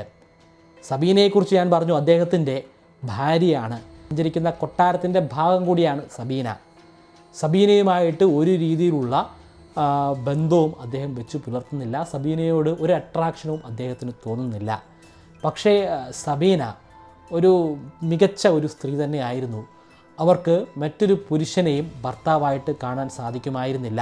അവരുടെ ജീവിതകാലം മുഴുവനും അവർ ഹഡ്രിയാന് വേണ്ടിയിട്ടാണ് ചെലവഴിച്ചത്. ഹഡ്രിയാൻ അവരെ കണ്ടില്ല എന്ന് നടിക്കുകയായിരുന്നു. പക്ഷേ എല്ലായ്പ്പോഴും എന്തിനും സബീന അയാളുടെ ഒപ്പം തന്നെ ഉണ്ടായിരുന്നു. എന്തെങ്കിലും ഒരിക്കൽ തന്നോട് പ്രണയം തോന്നുമെന്ന്, തന്നോടൊപ്പം തന്നെ ക്ഷയിക്കുമെന്ന് അവർ പ്രതീക്ഷിച്ചു. തൻ്റെ ഭർത്താവിലൂടെ തനിക്ക് ഒരു അമ്മയാകാൻ സാധിക്കുമെന്ന് അവർ ആഗ്രഹിച്ചു. 5000 പേരടങ്ങുന്ന ഒരു പരിവാരമാണ്. അതിലൊരുപാട് പുരുഷന്മാരുണ്ട്, സുന്ദരന്മാരായിട്ടുള്ള പുരുഷന്മാർ. അവർക്ക് വേണമെങ്കിൽ 1-2 കാമുകന്മാരെ ഒപ്പിക്കാൻ സാധിക്കുമായിരുന്നു. രഹസ്യമായിട്ട് തന്നെ ആ ബന്ധം പുലർത്താനും സാധിക്കുമായിരുന്നു. പക്ഷേ അത്തരത്തിലുള്ള ഒരു ബന്ധത്തിനും മുതിരുന്നില്ല സബീന. അവർ ആത്മാർത്ഥമായിട്ട് തന്നെ തൻ്റെ ഭർത്താവിനെ പ്രണയിച്ചു. പക്ഷേ ഭർത്താവിന് തിരിച്ച് പ്രണയിക്കാൻ സാധിക്കുമായിരുന്നില്ല. അന്റോണിയസിൻ്റെ വരവോടുകൂടി തന്നെ സബീന തീർത്തും ഒറ്റപ്പെട്ട് പോവുകയാണ്. അവരുടെ ജീവിതം തീർത്തും ദുസ്സഹമായിട്ടുള്ള ഒരു സാഹചര്യത്തിലൂടെ തന്നെയാണ് കടന്നുപോയത്. പക്ഷേ അന്റോണിയസ് വളരെ അടുത്ത ഒരു വ്യക്തിയായിട്ട് മാറുകയാണ് ഹഡ്രിയാൻ്റെ. അന്റോണിയസിനെയും തൻ്റെ കൊട്ടാരത്തിൻ്റെ ഒരു ഭാഗമാക്കി അദ്ദേഹം യാത്ര തുടർന്ന് ഗ്രീസിൽ എത്തിച്ചേരുകയാണ്. തൻ്റെ പ്രിയപ്പെട്ട ഗ്രീസിലെ ഏതൻസിൽ ഒരുപാട് പുതിയ കെട്ടിടങ്ങൾക്ക് തുടക്കം കുറിക്കുകയാണ്. അവിടെ അക്വാഡക്റ്റുകൾ സ്ഥാപിക്കുന്നുണ്ട്, റോഡുകളും പാലങ്ങളും ഒക്കെ സ്ഥാപിക്കാനുള്ള ഓർഡർ കൊടുക്കുന്നുണ്ട്. അങ്ങനെ ഏതൻസ് അതിൻ്റെ സുവർണ കാലഘട്ടത്തിലൂടെ കടന്നു പോവുകയാണ്. മുമ്പുണ്ടായിരുന്ന ചക്രവർത്തികൾ ഒരു രീതിയിലും പരിഗണിച്ചിട്ടില്ലാത്ത ഗ്രീസിന് അതിന് അനുയോജ്യമായിട്ടുള്ള ഒരു പരിഗണന ഈ കാലഘട്ടത്തിൽ ലഭിക്കുകയാണ്. ഗ്രീസിനെ തൻ്റെ അമ്മയെപ്പോലെ കണ്ടിരുന്ന ഹഡ്രിയാൻ അവിടെ വളരെ വിശിഷ്ടമായിട്ടുള്ള ഒരു ക്ഷേത്രം തന്നെ നിർമ്മിക്കുകയാണ്, ഒളിമ്പ്യൻ സിയസ് ക്ഷേത്രം. പിന്നീട് വർഷങ്ങൾ കൊണ്ട് മാത്രമാണ് ആ ക്ഷേത്രത്തിന് അതിൻ്റെ പണി മുഴുവനും പൂർത്തീകരിക്കാൻ സാധ്യമായത്. ഈ ഓർഡറുകളൊക്കെ പുറപ്പെടുവിച്ചതിന് ശേഷം ഹഡ്രിയാൻ മടങ്ങി റോമിലെത്തിച്ചേരുകയാണ്. റോമിലും ഒരുപാട് ഭരണ പരിഷ്കാരങ്ങൾ അദ്ദേഹം നടപ്പിലാക്കുന്നുണ്ട്. സെനറ്റ് അംഗങ്ങളുടെ ഒരു ഉത്തരവും സ്വീകരിക്കാതെ തന്നെയാണ് ഈ കാര്യങ്ങൾ നടപ്പിലാക്കുന്നത്. അദ്ദേഹം ഒരുപാട് സ്ഥലങ്ങളിൽ പോയിട്ടുണ്ട് എന്ന് പറഞ്ഞല്ലോ. അവിടെയൊന്നും അദ്ദേഹത്തിനോടൊപ്പം സെനറ്റ് അംഗങ്ങൾ ഉണ്ടായിരുന്നില്ല. അവരൊക്കെ തന്നെയും റോമിൽ തന്നെ ആയിരുന്നു. അതുകൊണ്ട് ഈ ഭരണകാര്യങ്ങളിലൊന്നും ഇടപെടാൻ അവർക്ക് സാധ്യമായില്ല. ഇങ്ങനെ നടപ്പിലാക്കിയ പല കാര്യങ്ങളും ഈ സെനറ്റ് അംഗങ്ങൾ അറിഞ്ഞിട്ട് പോലുമില്ല. സെനറ്റ് അംഗങ്ങൾ ഒരു സ്ഥാനവുമില്ലാതെ അല്ലെങ്കിൽ ഒരു അധികാരവുമില്ലാതെ വലഞ്ഞിരുന്ന ഒരു കാലഘട്ടമാണ്. ഹാഡ്രിയാനെ എങ്ങനെയെങ്കിലും അട്ടിമറിച്ച് പുറത്താക്കണമെന്ന് പോലും ഇവരിൽ പലരും ചിന്തിച്ചിട്ടുണ്ട്. കൂടാതെ പടിഞ്ഞാറ് ഭാഗത്തുള്ള സൈനികർ പോലും ഇപ്പോൾ ഹാഡ്രിയൻ്റെ വളരെ പ്രിയപ്പെട്ട ആളുകളായിട്ട് മാറിയിട്ടുമുണ്ട്. വളരെ പ്രശസ്തമായിട്ടുള്ള പാന്തിയാൻ ക്ഷേത്രത്തിൻ്റെ പുനർനിർമ്മാണം കൂടുതൽ ഊർജിതമാക്കുന്നതും ഈ കാലഘട്ടത്തിൽ തന്നെയാണ്. മാഗ്രസ് അഗ്രപ്പയുടെ ഓർമ്മയ്ക്കായിട്ട് വർഷങ്ങൾക്ക് മുമ്പ് അഗസ്റ്റസ് സീസറാണ് ഇതിൻ്റെ നിർമ്മാണം ആരംഭിച്ചത്. അത് പൂർത്തീകരിക്കുകയും ചെയ്തിരുന്നു ആ കാലഘട്ടത്തിൽ തന്നെ. മാർക്യസ് അഗ്രപ്പയെക്കുറിച്ചും അഗസ്റ്റസ് സീസറിനെക്കുറിച്ചുമൊക്കെ നമ്മളുടെ ആദ്യ ഭാഗങ്ങൾ വളരെ വ്യക്തമായിട്ട് തന്നെ പരാമർശിച്ചിട്ടുണ്ടായിരുന്നതാണ്. ആറ്റിയത്തിൽ നടന്ന യുദ്ധത്തെക്കുറിച്ചും നിങ്ങൾ ഓർക്കുന്നുണ്ടായിരിക്കും. ആ യുദ്ധത്തിലൂടെയാണല്ലോ ക്ലിയോപാട്രയും മാർക്ക് ആൻ്റണിയും കൊല്ലുന്നത്. ആ യുദ്ധത്തിൻ്റെ അനന്തരഫലമായിട്ടാണ്. ആറ്റിയത്തിലെ യുദ്ധവിജയത്തിൽ മാർക്യസ് അഗ്രപ്പയ്ക്ക് വലിയൊരു പങ്ക് തന്നെയാണ് ഉണ്ടായിരുന്നത്. അതിൻ്റെ ഒരു സന്തോഷ സൂചകമായിട്ടാണ് അദ്ദേഹത്തിൻ്റെ പേരിൽ പാന്തിയാൻ ക്ഷേത്രം അന്ന് സ്ഥാപിച്ചത്. എല്ലാ ദൈവങ്ങളുടെയും ക്ഷേത്രം എന്നുള്ളൊരു വിളിപ്പേര് കൂടി ഇതിനുണ്ട്. പക്ഷേ പിന്നീടുണ്ടായിട്ടുള്ള ഒരു അഗ്നിബാധയിലൂടെ അത് പൂർണ്ണമായിട്ടും കത്തി നശിക്കുകയാണ് ഉണ്ടായത്. പക്ഷേ പിന്നീട് വർഷങ്ങൾക്ക് ശേഷം വന്ന ഡമീഷ്യൻ ചക്രവർത്തി അത് പുനർനിർമ്മിക്കാനുള്ള ഒരു തീരുമാനമെടുക്കുകയും പുനർനിർമ്മാണം ആരംഭിക്കുകയും ചെയ്തിട്ടുണ്ടായിരുന്നു. എന്നാൽ വളരെ ഇഴഞ്ഞ വേഗതയിൽ മാത്രമായിരുന്നു അതിൻ്റെ നിർമ്മാണ പ്രക്രിയകളൊക്കെ തന്നെയും നടന്നത്. പക്ഷേ അത് കൂടുതൽ ഊർജിതമാക്കുകയും പൂർണ്ണമായിട്ട് നിർമ്മിക്കുകയും ചെയ്തത് ഹാഡ്രിയാൻ്റെ കാലഘട്ടത്തിലാണ്. റോമിൽ മടങ്ങിയെത്തിയ ഹാഡ്രിയാൻ അധിക നാളൊന്നും അവിടെ ചെലവഴിക്കുന്നില്ല. അദ്ദേഹത്തിന് ഇനിയും യാത്ര ചെയ്യണം. സാധാരണക്കാരുടെ ഇടയിലേക്ക് അദ്ദേഹത്തിന് ഇറങ്ങിച്ചെല്ലണം. പിന്നീട് വീണ്ടും യാത്ര ചെയ്യുന്നത് ഗ്രീസിലേക്കാണ്. ഗ്രീസ് വളരെ വേണ്ടപ്പെട്ടത് തന്നെയാണല്ലോ അദ്ദേഹത്തിന്. അദ്ദേഹം താടിയുള്ള ഒരു ചക്രവർത്തിയായിരുന്നു. ഇതിനു മുമ്പുണ്ടായിരുന്ന ഒരു റോമൻ ചക്രവർത്തിക്കും താടി ഉണ്ടായിരുന്നില്ല. കാരണം റോമക്കാരുടെ സംസ്കാരത്തിൻ്റെ ഭാഗമല്ല താടി. പക്ഷേ താടി വളർത്തുന്നത് ഒരു ഗ്രീക്ക് സംസ്കാരം കൂടിയാണ്. ഹോമോസെക്ഷുവാലിറ്റിക്ക് വലിയ പ്രാധാന്യം കൊടുത്തിരുന്നു ഗ്രീക്കുകാർ. ഒരുപക്ഷെ അതുകൊണ്ടായിരിക്കാം ഗ്രീസിനോട് അദ്ദേഹത്തിന് വലിയ താല്പര്യമുണ്ടായത്. പിന്നീട് 130 AD ഗ്രീസിൽ നിന്നും അദ്ദേഹം ഈജിപ്തിലേക്ക് പോവുകയാണ്. ഈ സന്ദർഭങ്ങളിലൊക്കെ തന്നെയും അദ്ദേഹത്തിനോടൊപ്പം അദ്ദേഹത്തിൻ്റെ ഭാര്യ സബീനയുമുണ്ട്, അതുപോലെ ആൻറ്റോണിയസുമുണ്ട്. ആൻറ്റോണിയസുമായിട്ടുള്ള റൊമാൻറ്റിക് സീനുകളൊക്കെ സബീന കണ്ട് മടുക്കുകയാണ്. അവർക്ക് വലിയ രീതിയിലുള്ള വിഷമമാണ് അനുഭവിക്കേണ്ടി വരുന്നത്. ഈ സന്ദർഭത്തിൽ വലിയൊരു ട്രാജഡി തന്നെ ആൻറ്റോണിയസിന് സംഭവിക്കുന്നുണ്ട്. ആൻറ്റോണിയസും ഹാഡ്രിയാനും ഒരു വലിയ വിനോദയാത്രയിൽ ഏർപ്പെട്ടുകൊണ്ടിരിക്കുകയായിരുന്നു. നൈൽ നദിയിലൂടെ അവർ ഒരു ആഡംബര കപ്പൽ സഞ്ചരിച്ചുകൊണ്ടിരിക്കുകയാണ്. പക്ഷേ ആ യാത്രക്കിടയിൽ ബോട്ടിൽ നിന്നും നൈൽ നദിയിലേക്ക് വീണു പോവുകയാണ് ആൻറ്റോണിയോസ്. ആൻറ്റോണിയോസിനെ രക്ഷപ്പെടുത്താൻ സാധ്യമായില്ല. അദ്ദേഹം മരണമടയുകയാണ് ഉണ്ടായത്. അദ്ദേഹത്തിൻ്റെ മരണവുമായി ബന്ധപ്പെട്ടിട്ട് ഒരുപാട് സംശയങ്ങളുണ്ട്. ചില ആളുകളൊക്കെ പറയുന്നത് സബീന മനഃപൂർവ്വം കൊന്നതാണെന്നാണ്. മറ്റു ചിലർ പറയുന്നത് ആൻറ്റോണിയോസ് ആത്മഹത്യ ചെയ്തതാണ്. വേറെ ചില ആളുകൾ പറയുന്നത് ആൻറ്റോണിയോസ് സ്വാഭാവികമായിട്ടും കാലു വഴുതി അവിടേക്ക് വീണതാണെന്നാണ്. എന്തായാലും ഈ മരണം ഹാഡ്രിയാനെ വലിയ രീതിയിൽ തന്നെ തളർത്തുകയാണ്. അദ്ദേഹത്തിന് ആ ഡിപ്രഷനിൽ നിന്ന് കരകയറാൻ ഒരുപാട് നാളുകൾ തന്നെ വേണ്ടി വന്നു. ആൻറ്റോണിയോസിനോടുള്ള സ്നേഹസൂചകമായിട്ട് നൈൽ നദിയുടെ തീരത്ത് ആൻറ്റോണിയോപോലിസ് എന്ന പേരിൽ ഒരു മഹാനഗരം തന്നെ സ്ഥാപിക്കുന്നുണ്ട്. അതിന് പുറമെ ഒരുപാട് ഗെയിമുകളും ഫെസ്റ്റിവൽസും നടപ്പിലാക്കുന്നുണ്ട് ആൻറ്റോണിയോസിൻ്റെ പേരിൽ. റോമൻ സാമ്രാജ്യത്തിൻ്റെ വിവിധ ഭാഗങ്ങളിലായിട്ട് ആൻറ്റോണിയോസിൻ്റെ പ്രതിമയും സ്ഥാപിക്കുന്നത് ഈ ഒരു കാലഘട്ടത്തിൽ തന്നെയാണ്. 2 വർഷങ്ങൾ കൂടി കഴിഞ്ഞ് 132 AD ഗ്രീസിലേക്ക് മടങ്ങി വരികയാണ്. അവിടെ ഏതൻസിൽ പണി കഴിപ്പിച്ചുകൊണ്ടിരുന്ന ഒളിമ്പ്യൻ സിയസിൻ്റെ ക്ഷേത്രത്തിൻ്റെ പണി എപ്രകാരമായി എന്ന് വിലയിരുത്തുകയായിരുന്നു പ്രധാനപ്പെട്ട ലക്ഷ്യം. പക്ഷേ അധികം നാൾ അവിടെ നിലനിൽക്കാൻ സാധ്യമായിരുന്നില്ല. കാരണം വലിയൊരു കലാപം തന്നെയാണ്. ജൂതന്മാർ നിരന്തരമായിട്ട് കലാപം അഴിച്ചുവിട്ടുകൊണ്ട് തന്നെ ഇരിക്കുകയാണ്. ഈ വീഡിയോ സീരീസിൻ്റെ പല ഭാഗങ്ങളിലായിട്ട് പരിശോധിക്കുകയാണെങ്കിൽ ഈ കലാപം ഇടയ്ക്കിടയ്ക്ക് വന്നുകൊണ്ടിരിക്കുന്നത് നമുക്ക് കാണാൻ സാധിക്കും. റോമക്കാരെ സംബന്ധിച്ചിടത്തോളം അവരുടെ ഏറ്റവും വലിയ വെല്ലുവിളി ബ്രിട്ടാനിയയോ അല്ലെങ്കിൽ ഗർമേനിയയോ പാർത്തിയൻസോ ഒന്നുമല്ല, ഇവരുടെ ഇടയിൽ തന്നെ ഉള്ള ജൂതന്മാർ തന്നെയാണ്. ജൂതന്മാർ സ്വാതന്ത്ര്യത്തിന് വേണ്ടി മുറവിളി കൂട്ടിക്കൊണ്ട് തന്നെ ഇരിക്കുകയാണ്. ധീരന്മാരാണ്, ശക്തന്മാരാണ്, ബുദ്ധിമാന്മാരാണ് ഈ ജൂതന്മാർ. അവർ വീണ്ടും മറ്റൊരു കലാപം നടത്തിക്കൊണ്ടിരിക്കുകയാണ്. ജുദയ കേന്ദ്രമാക്കിയിട്ടാണ് അവർ ഈ കലാപം നടപ്പിലാക്കുന്നത്. ജുദയ എന്ന് പറയുന്നത് ഇന്നത്തെ പലസ്തീനും ഇസ്രയേലും ഒക്കെ നിൽക്കുന്ന ആ ഭൂഭാഗം തന്നെയാണ്. വർഷങ്ങളായിട്ട് കലാപം നടന്നുകൊണ്ടിരിക്കുന്ന ഒരു പ്രദേശമാണിത്. ഇപ്പോഴും അവിടെ കലാപങ്ങൾ നടന്നുകൊണ്ട് തന്നെ ഇരിക്കുകയാണ്. അതുകൊണ്ട് തന്നെ അദ്ദേഹത്തിന് അവിടേക്ക് യാത്ര ചെയ്യേണ്ടി വരികയാണ്. ഇത്തവണ കലാപം നടക്കുന്നത് സൈമൺ ബാർ കൊക്ബയുടെ നേതൃത്വത്തിലാണ്. ജുദയിൽ 2 ലക്ഷത്തോളം വരുന്ന ജൂതന്മാരാണ് പട നയിക്കുന്നത്. അവിടേക്ക് 1 ലക്ഷത്തോളം വരുന്ന ഒരു സൈന്യ വ്യൂഹവുമായിട്ട് ഹാഡ്രിയൻ എത്തിച്ചേരുന്നു. പിന്നീട് നടന്നത് വലിയ രീതിയിലുള്ള നരഹത്യ തന്നെയാണ്. ആ 2 ലക്ഷം ജൂതന്മാരെ കൊല്ലാൻ ഇവർക്ക് അനായാസം സാധ്യമായി. കാരണം 2 ലക്ഷം ജൂതന്മാരെന്ന് പറയുന്നത് സാധാരണക്കാരായിട്ടുള്ള ജൂതന്മാരാണ്. അവർക്ക് വലിയ രീതിയിലുള്ള പരിശീലനമൊന്നും ലഭ്യമായിട്ടില്ല. പക്ഷേ ധീരന്മാർ തന്നെയാണ്. പക്ഷേ ഇവിടെ എത്തിച്ചേർന്നിരിക്കുന്ന 1 ലക്ഷം ആൾക്കാരെന്ന് പറയുന്നത് സാധാരണക്കാരല്ല, അവർ റോമൻ പടയാളികളാണ്. ആ കാലഘട്ടത്തിൽ ലോകത്തിലെ ഏറ്റവും ശക്തരായിട്ടുള്ള പടയാളികൾ ഈ റോമൻ പടയാളികൾ തന്നെയായിരുന്നു. ഒരു ശക്തമായിട്ടുള്ള യുദ്ധം തന്നെയാണ് അവിടെ അരങ്ങേറിയത്. അതിൽ നിഷ്കരുണം ആ 2 ലക്ഷത്തോളം വരുന്ന ജൂതന്മാരെ കൊന്നുകളയാൻ ഇവർക്ക് സാധിച്ചു. അവർ പലായനം ചെയ്യാൻ കൂട്ടാക്കിയില്ല, മരണം വരെയും യുദ്ധം ചെയ്യുക തന്നെയാണ് ഉണ്ടായത്. ഇതേ കാരണം കൊണ്ട് തന്നെ ഇന്നത്തെ ഇസ്രയേലികൾക്ക് ഏറ്റവും കൂടുതൽ വെറുപ്പും അറപ്പുമുള്ള ഒരു വ്യക്തിയാണ് ഹാഡ്രിയാൻ. ഹിറ്റ്ലറിന് സമാനമായിട്ടുള്ള ഒരു വ്യക്തിയായിട്ടാണ് ഹാഡ്രിയാനെയും മുമ്പുണ്ടായിരുന്ന ചക്രവർത്തിമാരായിട്ടുള്ള വെസ്പേഷ്യനെയും ടൈറ്റസിനെയും ഇവർ കണ്ടുപോരുന്നത്. ഈ ഹാഡ്രിയാനോട് പ്രത്യേകമായിട്ടൊരു വൈരാഗ്യം തോന്നാനുള്ള ഒരു കാരണം കൂടിയുണ്ട്. ജുദയ എന്നാണല്ലോ ഈ പ്രദേശം ഈ ഘട്ടത്തിൽ അറിയപ്പെടുന്നത്. ജുദയുടെ പേര് തന്നെ ഈ യുദ്ധത്തിന് ശേഷം അദ്ദേഹം തുടച്ചു നീക്കുകയാണ്. ജുദയ ഇനി ജുദയല്ല.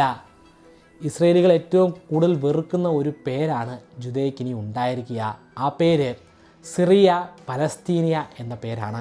പല ആളുകളും പറയുന്നത് ഇസ്രയേലിലും പലസ്തീനിലും ഇപ്പോൾ നടന്നുകൊണ്ടിരിക്കുന്നത് ഇതിൻ്റെയൊക്കെ പ്രതികാര നടപടിയാണെന്നാണ്. കാരണം ഹാഡ്രിയൻ്റെ കാലഘട്ടത്തിൽ ഈ ജുദയിൽ ധാരാളമായിട്ട് റോമാക്കാരുണ്ടായിരുന്നു. ജൂതന്മാരുടെ ആ പ്രദേശങ്ങളിൽ റോമാക്കാർ വന്ന് വീടുകൾ പണിത് താമസിക്കുകയാണ്. അതിന് പുറമെ അവിടെ ഉണ്ടായിരുന്ന ജൂതന്മാരെ ബലപ്രയോഗം ഉപയോഗിച്ചിട്ട് അവരുടെ മതം മാറ്റുകയാണ്. കൂടാതെ അവരുടെ കൾച്ചർ മാറ്റാനായിട്ട് ശ്രമിക്കുകയാണ്. അവരുടെ ആരാധനാ കേന്ദ്രങ്ങളൊക്കെ തന്നെ നശിപ്പിക്കുകയാണ്. അതിൻ്റെ പ്രതികാരമായിട്ട് ഈ പ്രദേശത്ത് താമസിക്കുന്ന പലസ്തീനികളെ തുരത്താനായിട്ട് അവരുടെ ഇടയിൽ വീടുകൾ വെച്ച് താമസിക്കുകയും അവരെ കൊല്ലാൻ ശ്രമിക്കുകയും അവരുടെ മത ആചാരങ്ങളിൽ ഇടപെടുകയും ഒക്കെ ചെയ്യുന്നുവെന്ന് പറയുന്ന ഒരു വലിയൊരു വിഭാഗം ആളുകൾ തന്നെ ഈ കാലഘട്ടത്തിലുണ്ട്. അവർ പറയുന്നത് നമ്മളൊന്ന് ചിന്തിച്ച് നോക്കുകയാണെങ്കിൽ യാഥാർത്ഥ്യമാണെന്നും തോന്നുന്നതാണ്. കാരണം ഇന്ന് ഇസ്രേലികൾ ഈ പലസ്തീനിൽ ചെയ്യുന്ന അല്ലെങ്കിൽ കഴിഞ്ഞ 50 വർഷമായിട്ട് ചെയ്തുകൊണ്ടിരിക്കുന്ന കാര്യങ്ങളൊക്കെ തന്നെയുമാണ് വർഷങ്ങൾക്ക് മുൻപ് ഹാഡ്രിയാൻ്റെ കാലഘട്ടത്തിൽ റോമാക്കാർ ഈ ജുദയിൽ ചെയ്തുകൊണ്ടിരുന്നത്. യുദ്ധം അവസാനിച്ചപ്പോഴേക്കും 136 AD ആയിരുന്നു. അതായത് 4 വർഷത്തോളം നീണ്ടു നിന്ന ഒരു വലിയ യുദ്ധം തന്നെയാണ്. എന്നാൽ ഈ യുദ്ധത്തിന് ശേഷം ഒരു അവശനായിട്ടുള്ള ഹാഡ്രിയാനെയാണ് പിന്നീട് നമുക്ക് കാണാൻ കഴിയുന്നത്.